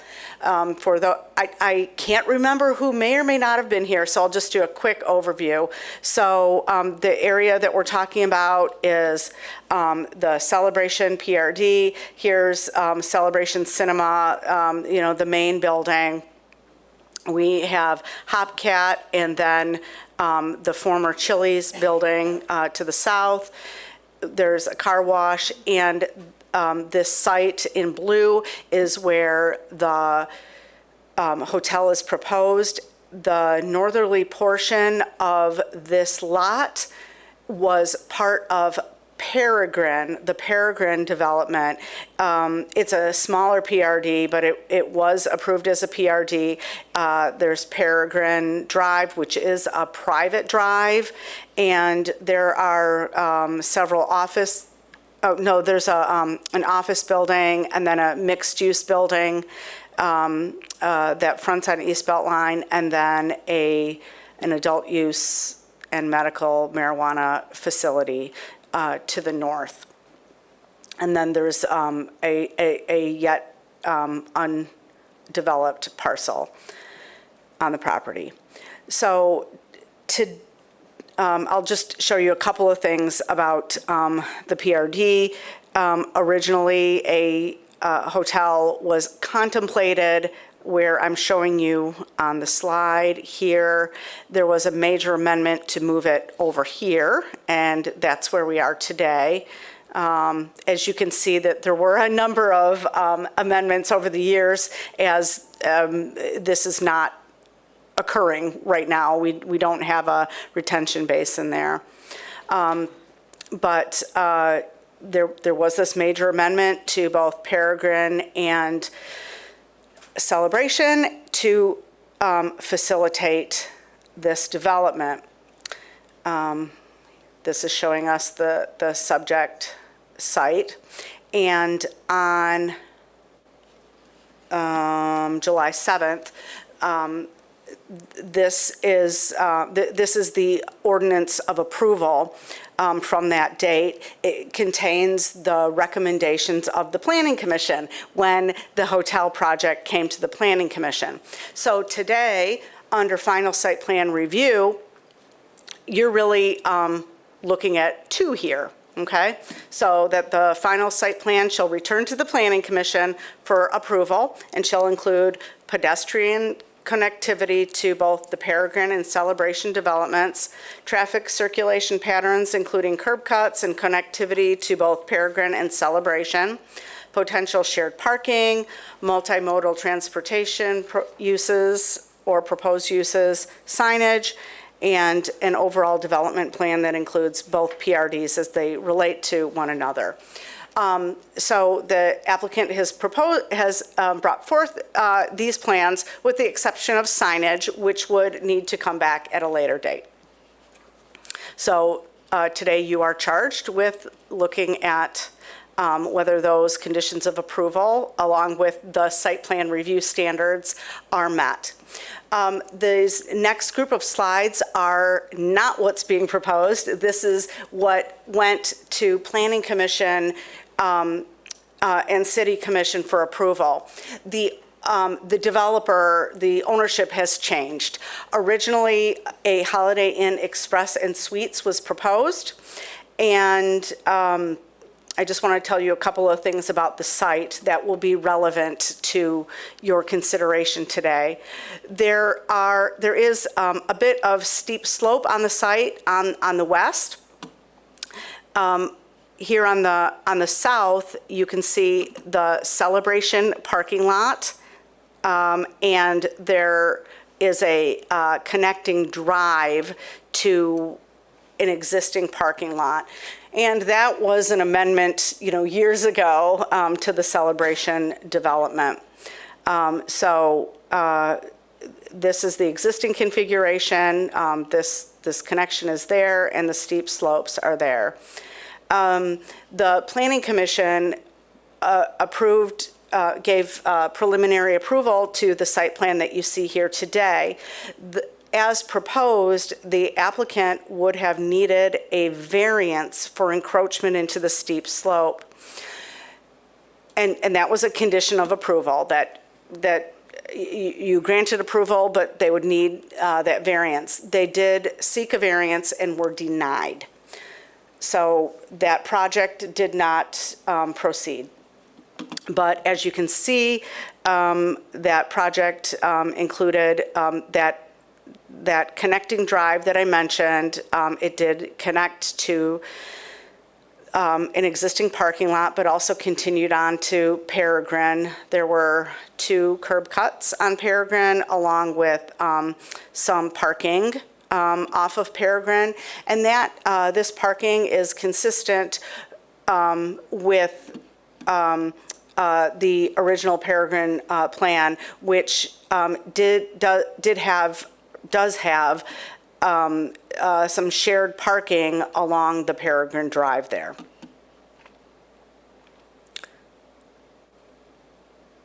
There were, several trees would be removed and a landscape plan.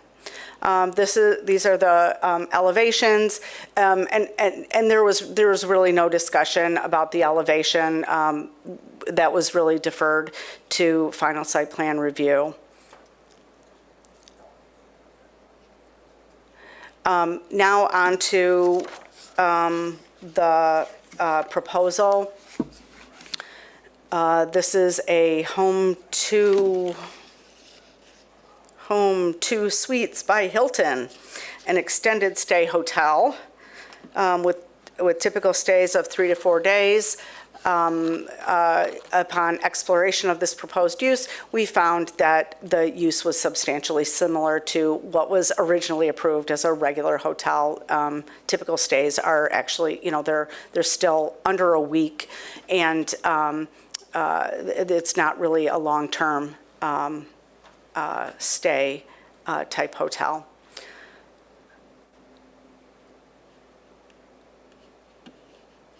So before you is the proposed plan.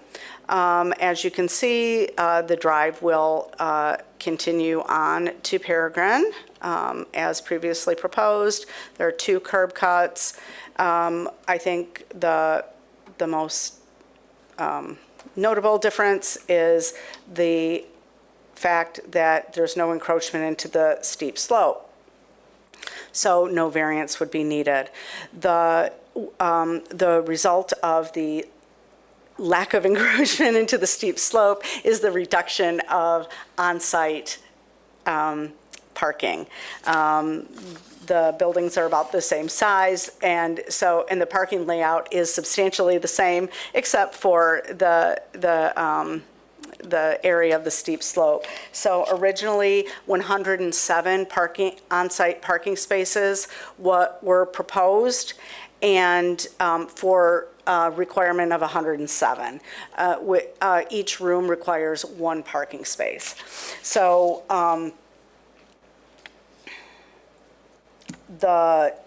site change results in the loss of 8 parking spaces for a total of 99 spaces. However, a total of 119 spaces are available. To the south, I don't, this plan doesn't show it very well, but it is shown somewhere. Well, I guess it says 20 off-site shared parking spaces on the within the Celebration development, but off the subject property. The previous version also did include a parking agreement on the Celebration property. They will be providing bike parking. We did pass this by our traffic systems engineers, and they observed that there are a number of curb cuts on Peregrine Drive, and it would be their preference to close the curb cut that I'm pointing to right now, the one westerly of the through drive. They'd like that closed and maybe have another access to the through drive rather than direct access to Peregrine. So that is their preference. I don't know, it's not something that our traffic analyst feels very strongly about. It's not a deal breaker, but they would recommend that for enhanced and safer traffic circulation. Clearly, that would affect the parking lot layout, and so that would be something that would need to be explored again.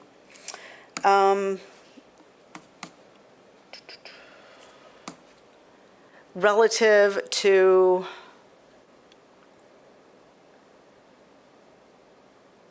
building elevations. Oh, I'd also like to mention stormwater. The stormwater proposal is substantially the same as what was previously reviewed, and I'd mention this now because there are some stormwater issues in this area. The applicant is providing some on-site stormwater detention. Our stormwater project engineer is satisfied with this plan.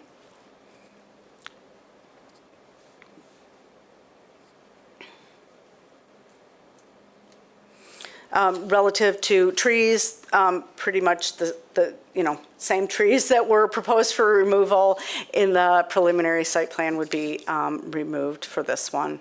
The site appears to meet all of the parking lot landscape screening requirements, and all of that will be reviewed in detail at LUD's permitting.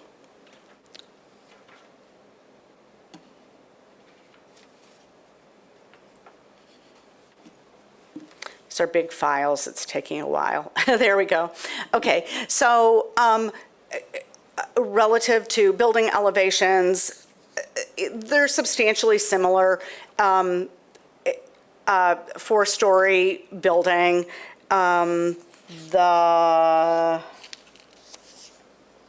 The building will be clad in brick and stone, similar materials to what was previously presented. The previous building was 41 feet in height. This building is about 48 feet in height to the top of the parapet with this element with the sign on it at almost 53 feet. We don't know the details of the need for that additional height. Generally, additional, unless there are mechanicals being screened, parapets are limited to 4 feet in height. We don't have those details of the roof, and so we don't know the intent of the taller features, but suffice it to say, those details can be finessed at permitting. Our plan reviewer is very good at that. So you may defer that to staff if you wish. Some of the elements have moved a little bit, but it's generally the same.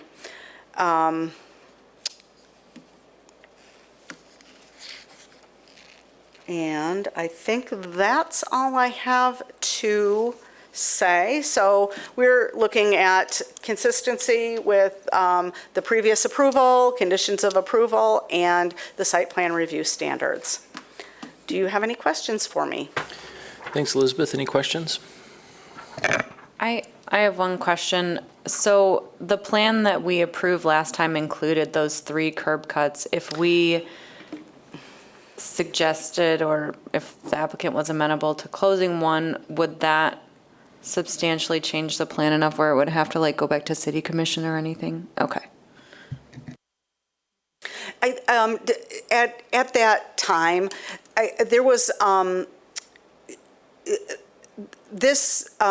at Planning Commission, there was some discussion with the abutting property owners or other property owners on Peregrine, and there was some discussion about that edge. And so that was something that we wanted to ensure was looked at again. So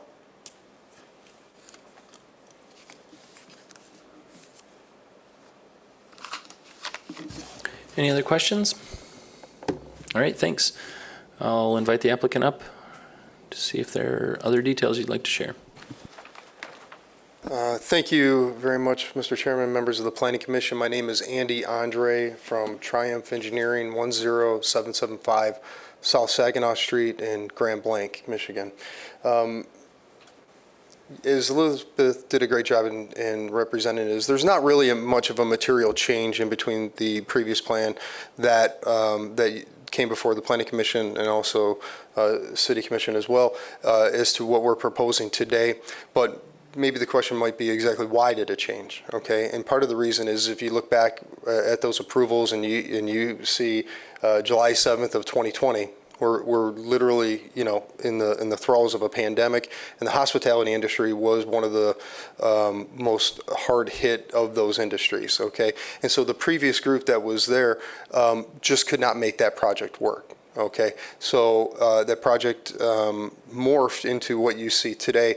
Matt Piramari is the applicant, and Matt currently has 15 hotels within the Grand Rapids area, 18 in total between West and North Michigan. So, and he's local, he's based out of Caledonia, and so he has a great pulse on what the market is, how it's moving, and he's got a good basis for how the current hotels are operating. What is coming back in the marketplace.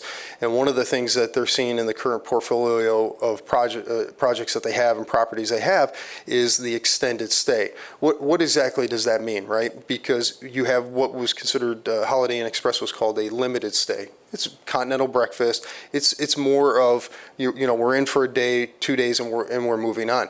Where extended stay provides a little bit more amenities. While there's still no restaurant or lounge or anything like that, that's very similar. But when you are at a home too, you have a refrigerator, you have full size, you have a kitchenette, you have real plates. So you're really, it's an extension more of home. And so what they're finding within the industry is that's more sought after, and that's going to probably continue to be more sought after as we continue on. That really is what facilitated the change to the home too. The building itself, very similar. The site itself, very similar. The elevations, very similar.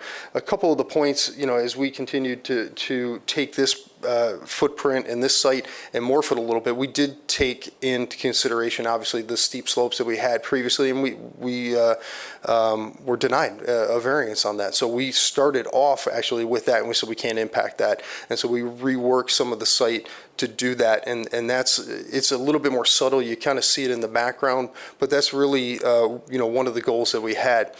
That when we looked at the connection, the connectivity between the two PRDs, there really is none.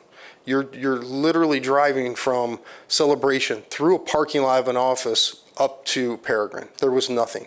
That extension of that Celebration Drive, I'll call it, that north to Peregrine, really provides that connectivity from a vehicular standpoint. Now, what do we do on a pedestrian level, right? So we have, if you look at the sidewalks are really non-existent. The crosswalks are non-existent in that area. We're proposing crosswalks, connections, the sidewalk extension all along the eastern portion of the property to the west of that extension drive. So now we have true connectivity north and south and east and west across that. And I think, as Elizabeth had mentioned, we have on-site parking for bicycles. One of the things Matt and I were talking about earlier is that's great if you have guests that come and bring their bikes with them, okay? Which is fine, because we have the outdoor adventure is right next door. That could be something that's as a destination.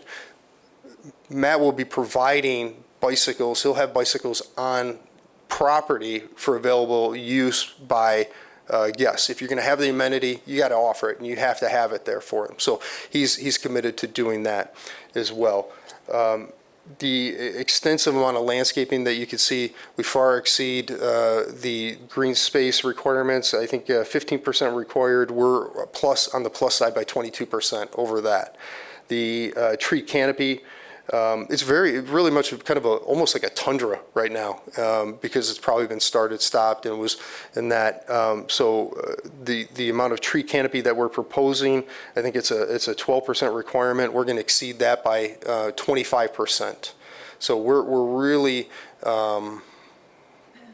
and you can see that in the background, and that's just the minimum requirement. So we're far exceeding those, and the amount of landscaping that we're providing in and around the building, and I think that once that connection, that drive is done north and south through there, we're giving it a streetscape feel by the amount of trees and the landscaping that we're doing through there.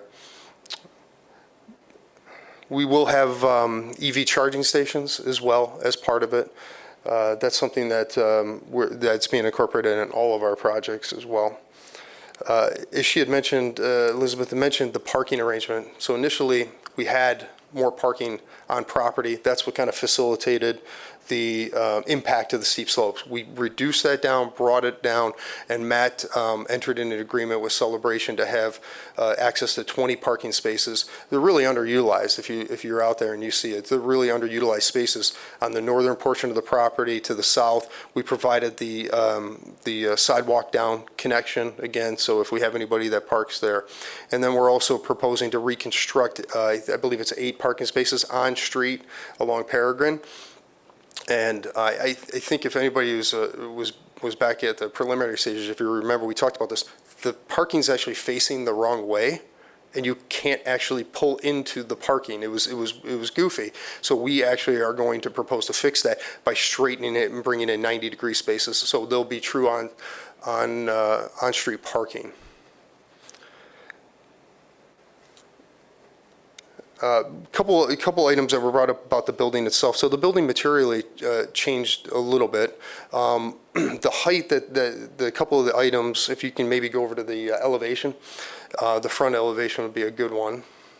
So that parapet is exactly what she had mentioned before. It's for screening of mechanical equipment.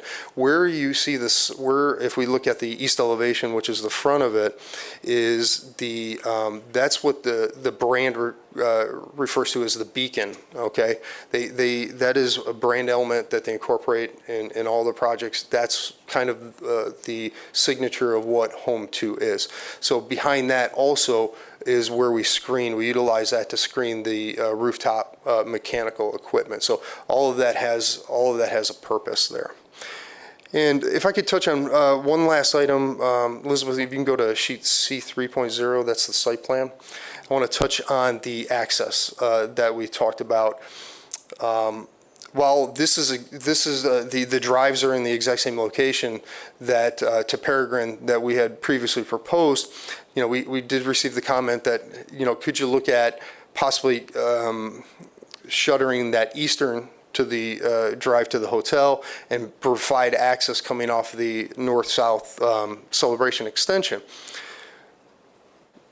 while we understand and I think that we see some merit in it, we also look from an operational perspective, and we want to be able to bring guests in. That's our front entrance. And the best thing to do is to bring guests directly into properties. We have a canopy that's located out in front. It's a drop-off canopy. It's not for parking or anything like that, but you drop off and you move on to the parking on the site. With eliminating that direct access, it's kind of creating a funky little entrance where it's coming in, we're kind of meandering, and we're looping around. It's not the best solution, I believe, to it. It's exactly the same as we had proposed. Peregrine's a private drive. We're not talking mass amounts. This is not a mass amount of vehicles coming in and out.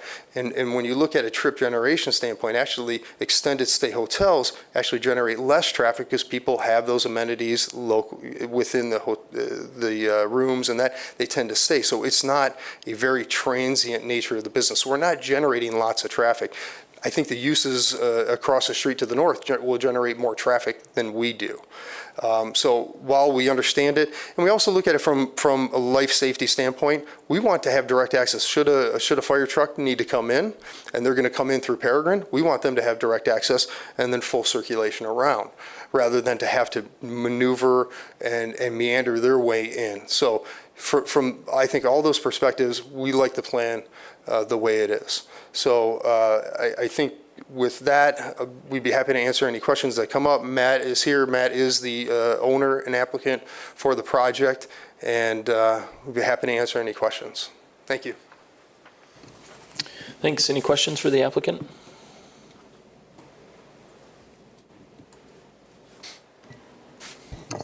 I appreciate the pedestrian facilities you've provided in here. And understand that you aren't required to build them beyond your property line. I'm wondering if in your conversations regarding the parking lot to the south, if continued sidewalk access has come up in those conversations. I think it has come up, and I think one of the things is as the property continues to probably evolve and change and develop, the opportunity will be there for that extension down, because I think we've provided a great start, and we have. And now the next logical extension would be to the south. And so I know those discussions have occurred, but it probably occurs at the time when there's some change on that property.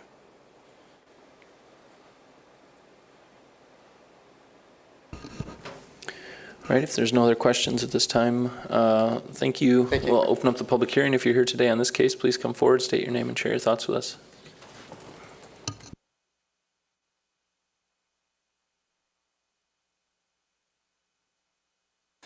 Hi, my name is Randy Dice, and we're the owner of 3115 Peregrine Drive, that section in the middle on the north side of the road that's undeveloped.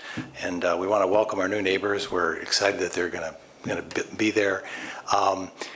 It's been a couple of years since I've been to one of these, so I'm a little fuzzy on the curb cuts and the implication on the parking on the north side of the applicant's site. My observation I made at the last meeting is that the more curb cuts, then obviously the less parking is going to be available on Peregrine Drive. And obviously some of that parking is owed the applicant. But my comment originates from what's occurred between the last meeting a couple of years ago and today, and that relates to the heavy volume of traffic that the medical marijuana facility is generating on Peregrine Drive. It is I've driven in there a number of times just to kind of check on the parcel, and it's just amazing the traffic that just that one entity is producing on that street. So my concern is when we develop our piece eventually, and then of course you have the parking on the south side of the road, east of the hotel, between the hotel and the Brennan Dentistry building. I just want to make sure that there's enough parking for Peregrine Drive residents or owners, and that the majority of parking is going to be absorbed on site by the hotel itself. So, and if I'm fuzzy on those details, I apologize, but that's our concern. So thank you. All right, thank you. Anyone else?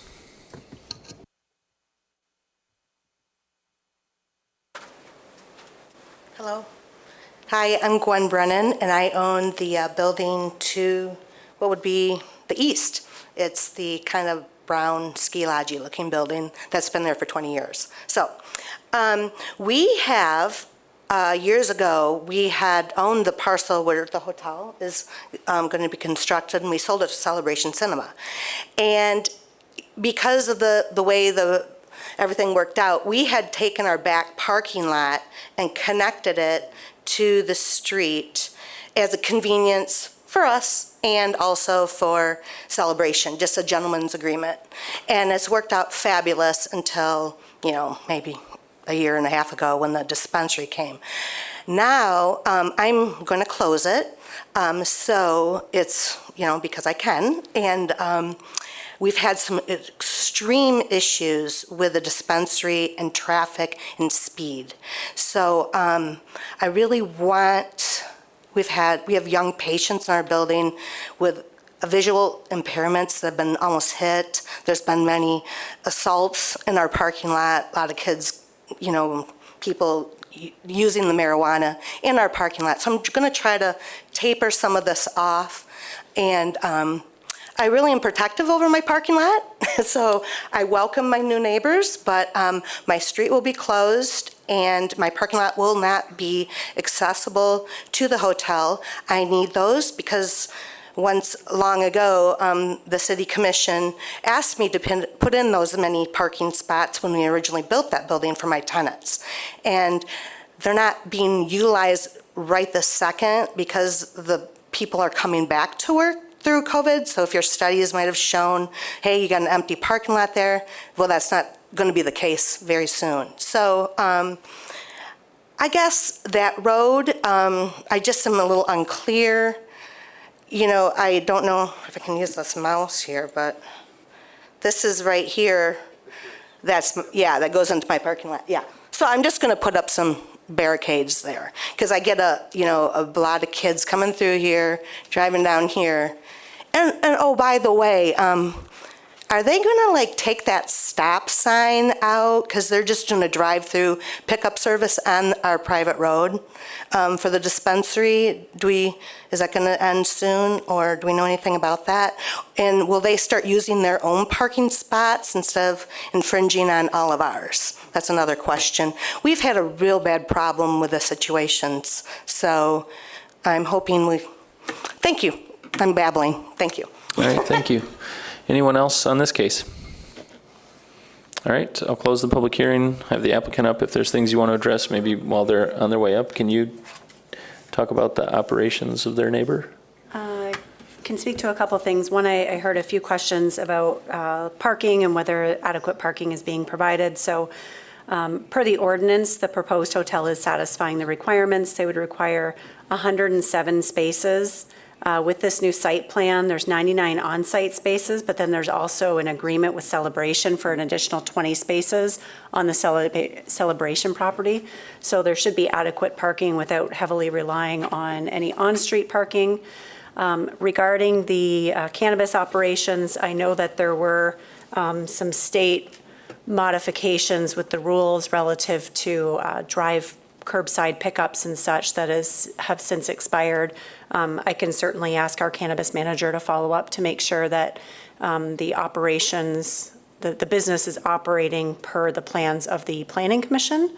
And so we can evaluate whether or not they are or are not and make those necessary corrections. We knew that there was a lot of traffic. I mean, some of that is a result of limited supply or opportunities in the area to go anywhere else for the cannabis. So as we start to see more facilities come online, hopefully we'll see a reduction in individual demand at each location.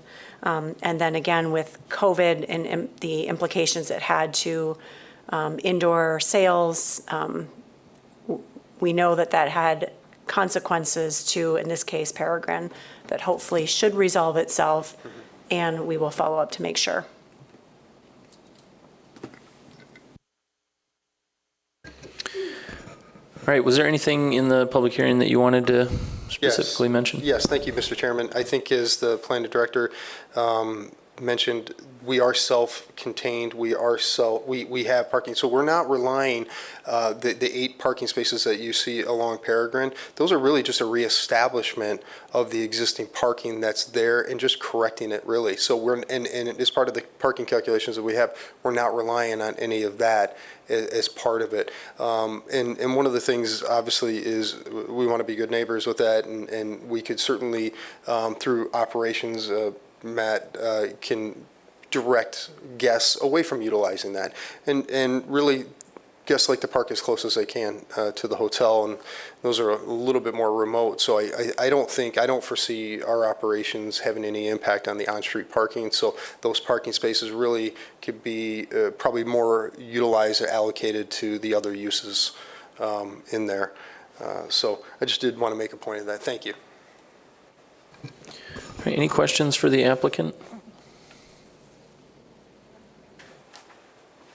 All right, then discussion on final site plan review.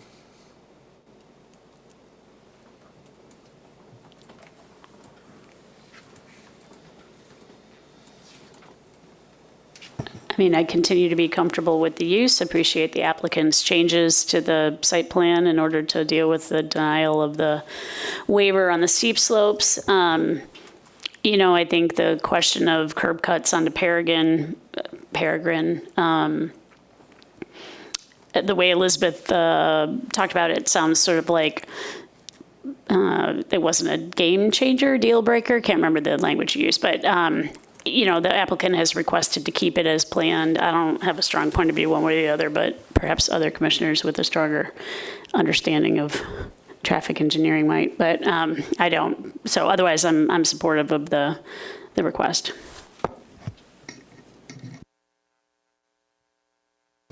Yeah, I agree. I think the extension of that drive, the service road, I don't know what you would call it, to Peregrine will help, even if there weren't barriers put up on the adjacent parking lot. So hopefully that will resolve some of the issues there.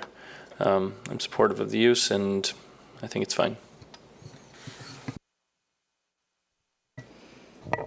Yeah, I agree. I think that the applicant made a reasonable argument as to why it makes sense to keep that curb cut there. And as I said, I appreciate the pedestrian circulation and the bike parking and the attention they made to that, and following up with what we requested at this final site plan review.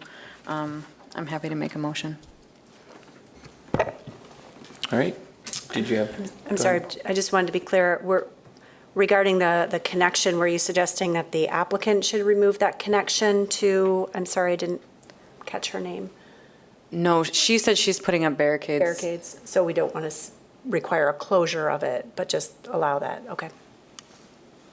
Yeah, I think just to allow it as it's shown on the site plan, and then the other property owner. One thing I did want to ask, so this is, I think that this PRD was established before the requirement for like one entity to have control over it. Like with PRDs now, isn't it like some sort of, yeah, there are a lot of different property owners in this PRD, is I guess what I'm getting at.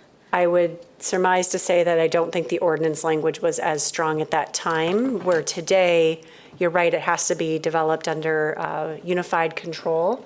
And that doesn't mean single ownership, but kind of think of like a condominium association that ties groups together. I think that there's probably more loosely formed agreements between the property owners at this point. Okay, all right. Make sure I'm at the right one here. Now therefore be it resolved that the Planning Commission approves the request of Celebration Hospitality LLC, Hikmat Piromari, thank you so much, I'm so sorry, for final site plan review for the construction of a hotel at 3082 Peregrine Drive Northeast for the following reasons.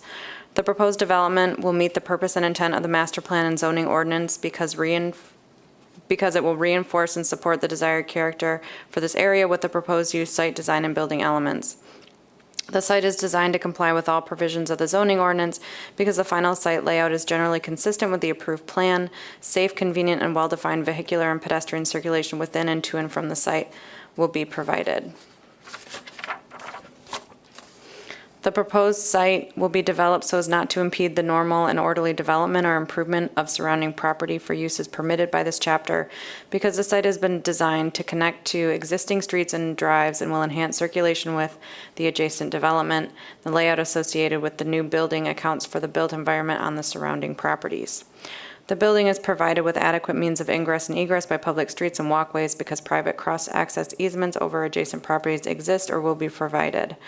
All elements of the site design are harmoniously and efficiently organized in relation to topography, the size and type of lot, character of the neighborhood and adjoining property, because the proposed building will be scaled, mass-oriented, sited, and architecturally designed in a manner consistent with the other development in the subject and adjacent developments. The site plan was modified to remove encroachments into the steep slopes. Natural features and site topography are incorporated into the proposed site design to the maximum extent practicable because the proposed development will meet the required green space and tree canopy requirements of the approval ordinance and will not encroach into the steep slopes. Stormwater management measures will be employed to satisfy ordinances related to water quality because the submitted plans comply with the current stormwater management standards. The location number of driveways are appropriate because driveways are located to minimize conflict with traffic operations on abutting streets.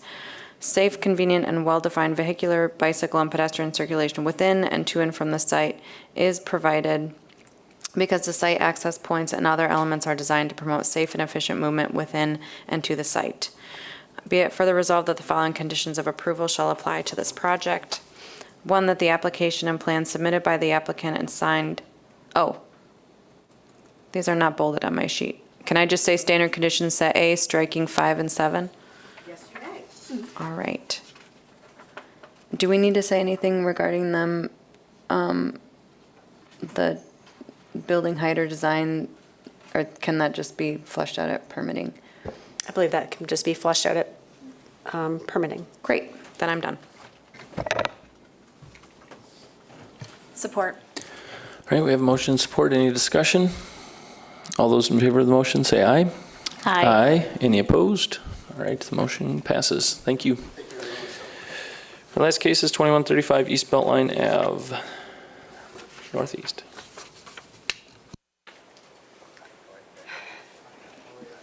Oops.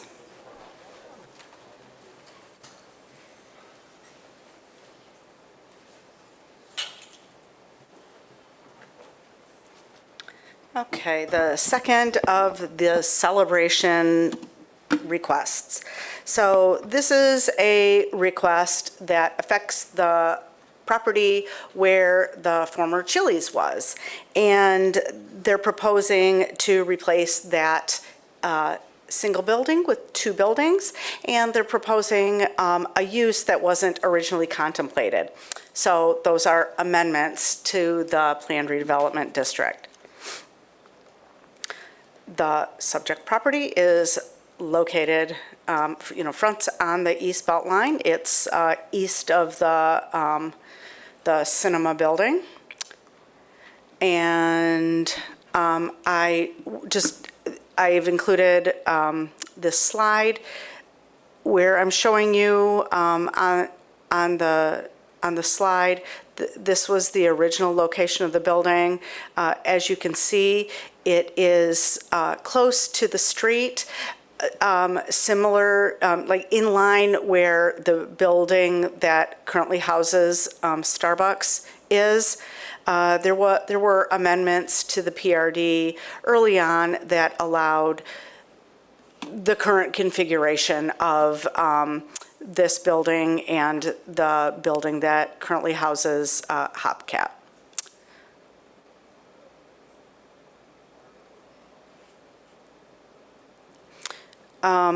So let's see here. I'll go on to the use in a little bit, but I do want to mention that this property is what is called a town center property in the East Beltline Overlay District. There are some minimum setbacks for buildings and parking lots. Although it's acknowledged in that part of the East Beltline Overlay District that the town center properties are designed a little bit differently. They're a node, and the buildings can be closer to the street. And that really is reflected in that original design. So I just mention that because these buildings could be closer to the street than they are. And that was back in 2002 when the Chili's went to Planning Commission and City Commission for amendment. So this is a survey of the existing site. We've got the main entrance facing the East Beltline, and we have parking around it. At the bottom of the slide is the main entrance from the East Beltline, or one of the entrances from the East Beltline. This is also the existing building, and the next slide shows the proposal. So we're going from one building to two, and there are some slight modifications. Although the proposed buildings are in the same general area as the existing building, it is slightly different.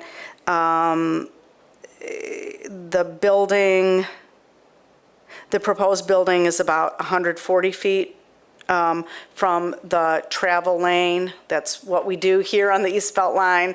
It's sort of like the RBL, but it's from the travel lane, 140 feet. The existing building is about 150 feet. So it is coming a bit closer. And the same thing goes for the parking lot, although not by much.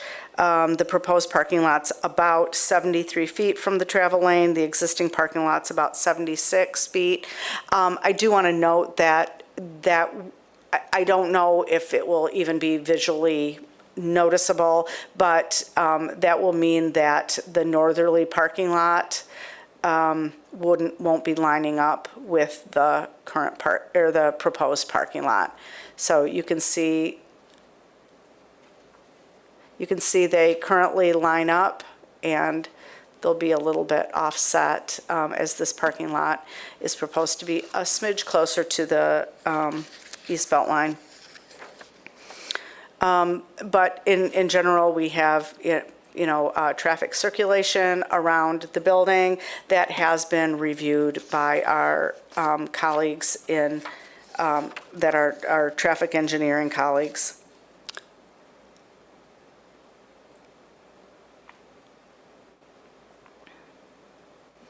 The site is proposed to be, substantially landscaped. And I do want to mention that signage is not part of today's consideration. This will need to go to City Commission, so we felt it was more appropriate to go through that approval first and then come back to Planning Commission for an amendment to the plan sign program. So there are two buildings. This is Building A, and I have to say that the applicant worked very hard and closely with staff on the building elevations, and they were amenable to the modifications that we recommended to comport with our zoning regulations. So as proposed, both of these buildings, staff believes that the building elevations as proposed should be appropriate. The Planning Commission may wish to differ, but we did work with them on what we thought they needed to do. Building A, this is where the proposed urgent care will be housed, and that urgent care That is one of the reasons that this is before you today. The urgent care is of an intensity and use type that wasn't contemplated under the original PRD. There might not have been urgent cares at that time in the mid-90s to the extent that we have today. But even so, we did compare categories of uses, and we thought about it, and it really seemed like it wasn't something that we had the ability to approve without amending this ordinance. So this particular use is something that is under consideration. We did ask for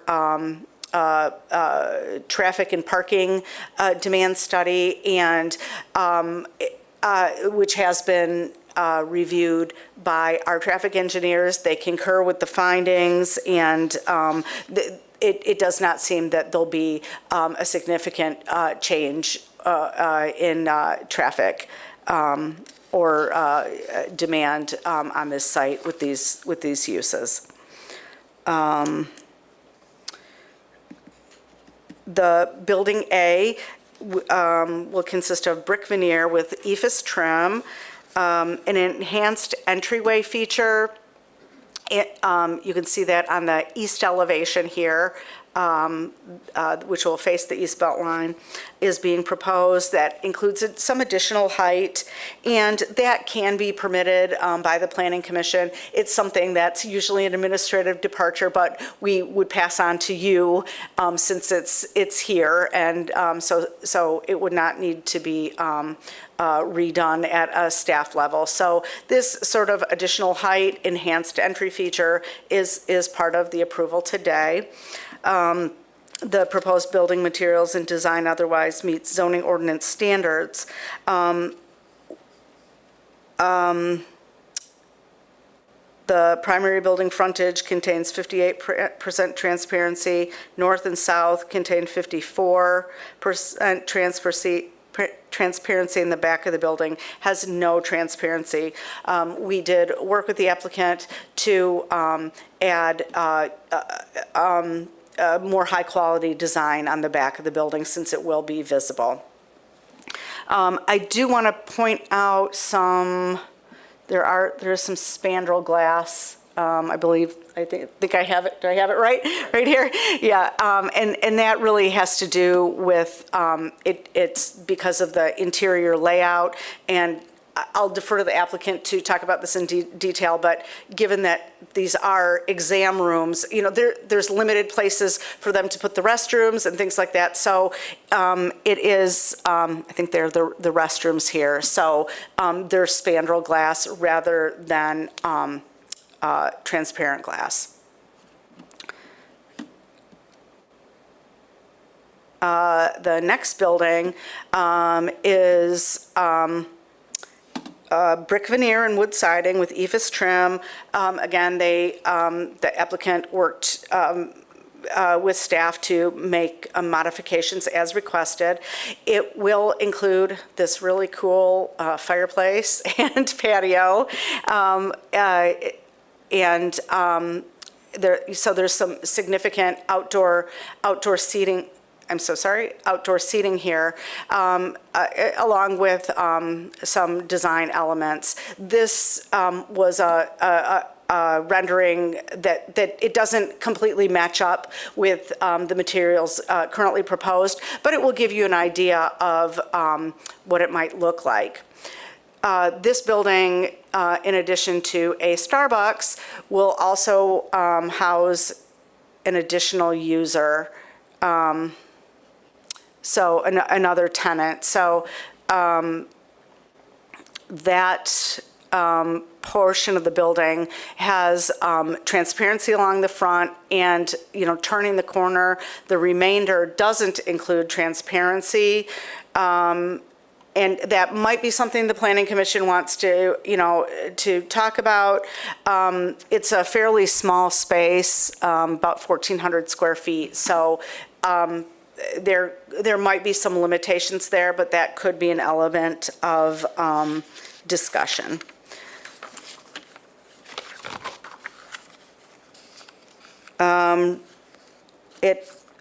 The proposed site will meet the parking requirements as well as the green site elements.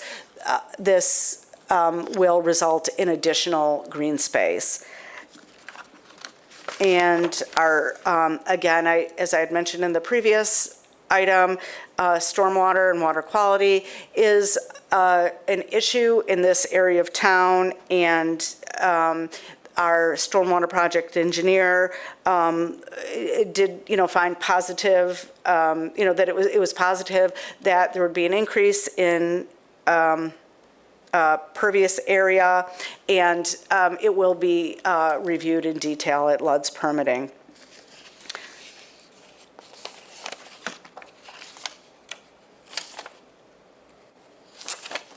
And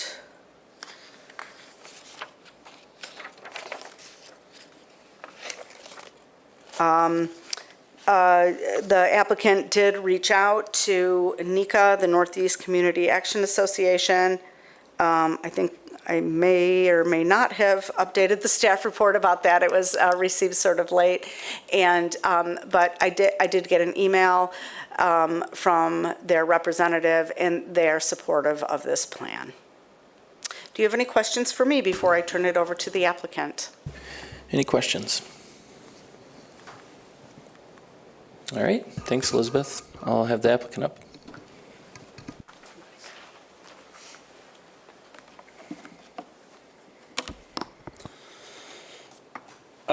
Good evening, members of the Planning Commission. My name is Mitchell Harvey with Stonefield Engineering. With me tonight is Jake Root with Detroit Architectural Group, as well as Jordan Chapman with the applicant. So, we're pretty excited to present this project in front of you guys. Basically, how we're treating this is a really good reuse of a currently vacant site. We're going to maintain the kind of parking access points that are currently on the site. There's cross access to the north, and then there's 2 access points to the west that we'll be maintaining, and essentially plucking out what was the old Chili's building and putting in this new active development. So, as Ms. Zeller mentioned, the northern building is going to be a medical clinic. Just to kind of touch on the use that will be there, some of the things that they offer are COVID testing, treatment of minor injuries, x-rays, physical exams, allergy tests, so nothing too intensive. You're not going there, if you need major surgery or anything like that. It's more of your standard urgent care clinic. Kind of heading south, on the southern building, we have a just under 1,500 square foot retail space, and then south of that is a 2,500 restaurant with that large patio area to the south that'll incorporate the decorative screening wall as well as that exterior fireplace. The site is self-parked. We have 75 parking spaces across the site, where 67 are required. As I mentioned, there'll be shared access to the north and to the west. There's no new curb cuts on the Beltline or the access road to the south. Pedestrian connectivity, there's a sidewalk along Beltline, and there's also a sidewalk to on the entrance road to the south. We're going to be bringing a sidewalk through the front of our site to connect to that sidewalk, so people walking up and down Beltline can circulate into the site, as well as pull a sidewalk in between the 2 buildings to kind of connect both sides of the property. Site lighting, we have 10 high-efficiency, full cutoff LED lights throughout the site. Landscaping, there's some existing trees that we're going to be able to maintain out there, primarily along the frontage, but we're supplementing that with some new deciduous trees, red maples, red oaks, that type of thing. Just to touch on the parking alignment, we pushed that those front parking spaces over a few feet in order to maintain a 24-foot drive aisle across the front. What we wanted to do is, we found that when you have 18-foot spaces, some of the cars hang out a little bit, and your 22-foot drive aisle quickly becomes a 20-foot drive aisle. So we wanted to add those additional 2 feet in order to provide better vehicle maneuvering throughout the site. With that, I'm going to turn it over to Jake Root with the Detroit Architectural Group, just touch on the architecturals real quick. And then after that, we're happy to answer any questions you may have. Thank you.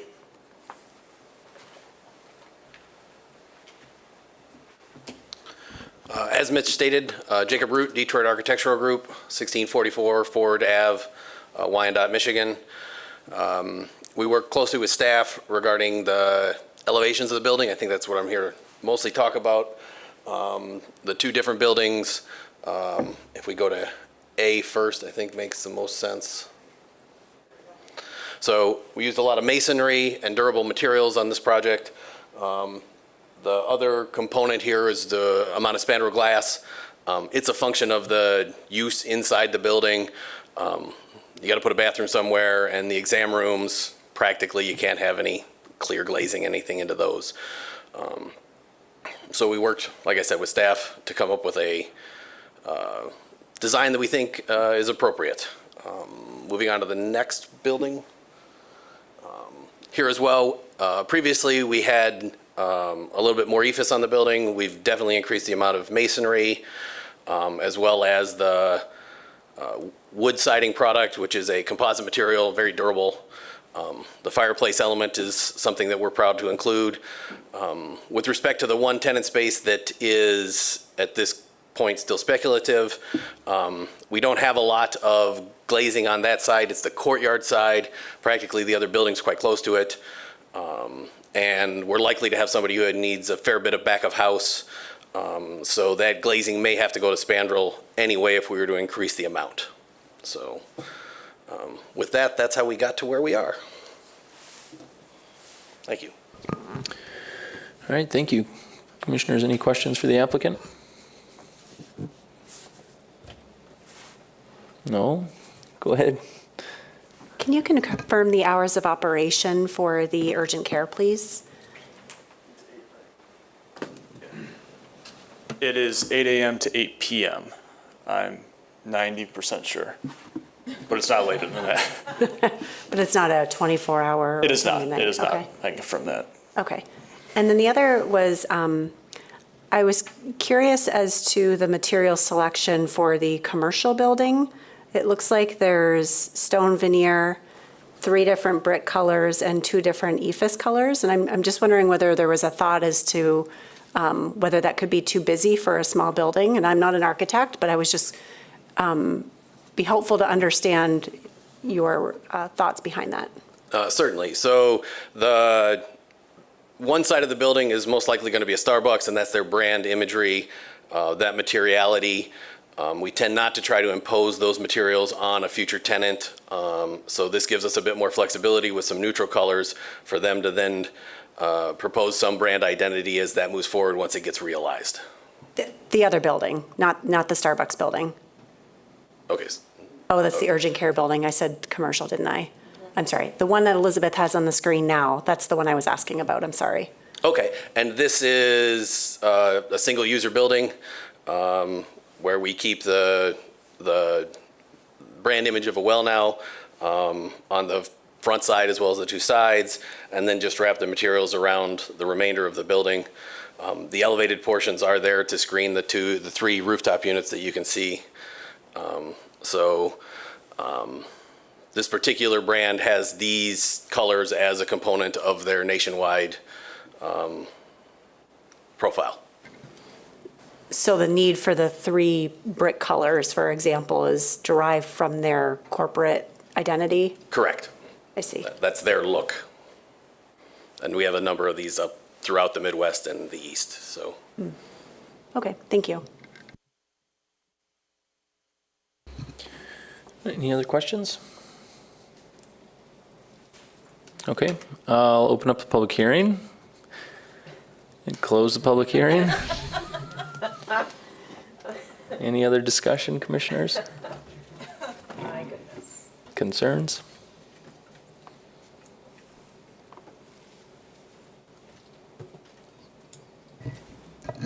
I think these uses are appropriate. I think it makes sense that when this PRD was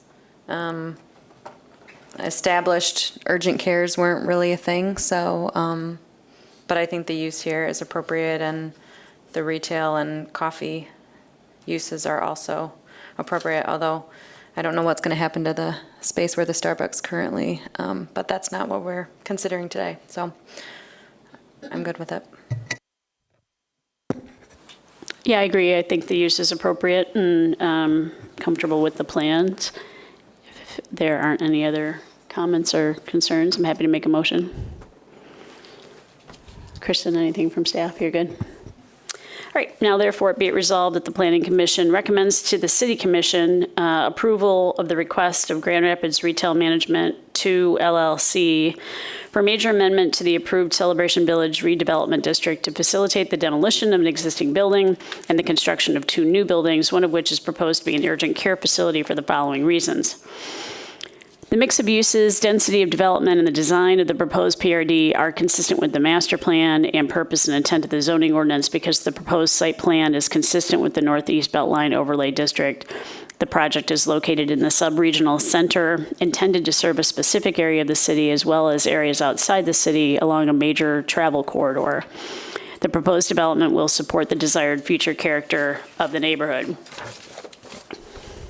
The proposed PRD amendment will ensure efficient development on the property and will result in a logical and orderly development pattern in the neighborhood because the site plan is generally consistent with the existing improvements on the site and has been designed to meet all the site layout standards. The proposed development will be compatible, harmonious, and appropriate with the existing or planned character and uses of the neighborhood, adjacent properties, and the natural environment. Because the proposed building will be scaled, massed, oriented, sited, architecturally designed in a manner consistent with other development in the surrounding neighborhood, and the use will enhance the mix of uses and the vitality of the development, the proposal will result in increased green space. Potentially adverse effects arising from the proposed development on the neighborhood and adjacent properties will be minimized through adequate on-site parking, appropriate orientation of buildings, structures, and entrances, and thoughtful pedestrian and vehicular connections. The proposed development will not be detrimental, hazardous, or disturbing to the existing or future adjacent uses or to the public welfare by reason of excessive traffic or noise because the uses are not anticipated to result in significantly increased traffic. Connections among buildings, uses, and amenities within the property will be provided because adequate internal circulation currently exists and will be provided on the site. The proposed development will retain as many natural features of the landscape as practical, particularly where the natural features assist in preserving the general character of the neighborhood because the property has already been graded and prepared as a development site. Actually, I'd like to strike that component because I don't believe that the property has already been graded, but it will. So let me make the change there that the proposed development will retain as many natural features of the landscape as practicable, particularly where the natural features assist in preserving the general character of the neighborhood, because the property will be appropriately graded and prepared for development. Adequate public or private infrastructure and services already exist or will be provided at no additional public cost and will safeguard the health, safety, and general welfare of the public because all stormwater associated with this development will be detained or pre-treated on site. The proposed development will not be detrimental to the financial stability and economic welfare of the city because the project will result in improved vitality within the development, and the development will result in additional tax revenue. The proposed development will provide amenities because the development will include an outdoor seating area. Be it further resolved that the following conditions of approval shall apply to this project. Standard condition set A, that's on the screen, striking elements 5 and 7. And that this approval shall take effect upon City Commission's approval. Support. All right, we have a motion and support. Any discussion? All those in favor say aye. Aye. Aye. Any opposed? All right, motion passes. Thank you. I'll open up the public comment portion of the meeting and close public comment. Any other business? I have a question about procedure. Does city staff identify the neighborhood association that might be in a specific neighborhood when an applicant makes application? We do, yes. When we are encouraging neighborhood engagement, we typically try to identify which associations or which organizations are active in that location. We also do send public hearing, the postcards, to any applicable association. And in most cases, I'd need to confirm in our system, but in most cases, when the associations have signed up to receive automatic emails, like kind of what you guys receive before the meeting, in most cases, they'll receive those as well. So it's a little bit surprising that today, for example, J-Ban came forward and said they didn't know anything about the meeting.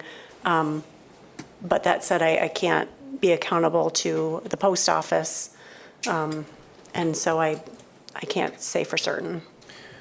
I assume they receive the notices for all the meetings, and you can also sign up as an individual to receive them, right? So yes, I would assume that Mr. Carlberg is probably signed up for that, but it's not necessarily his responsibility to check that if there's some expectation on an applicant to reach out to the appropriate. There just seems to be a lot of confusion about where J-Band starts and ends and where West Grand starts and ends, especially along Bridge Street.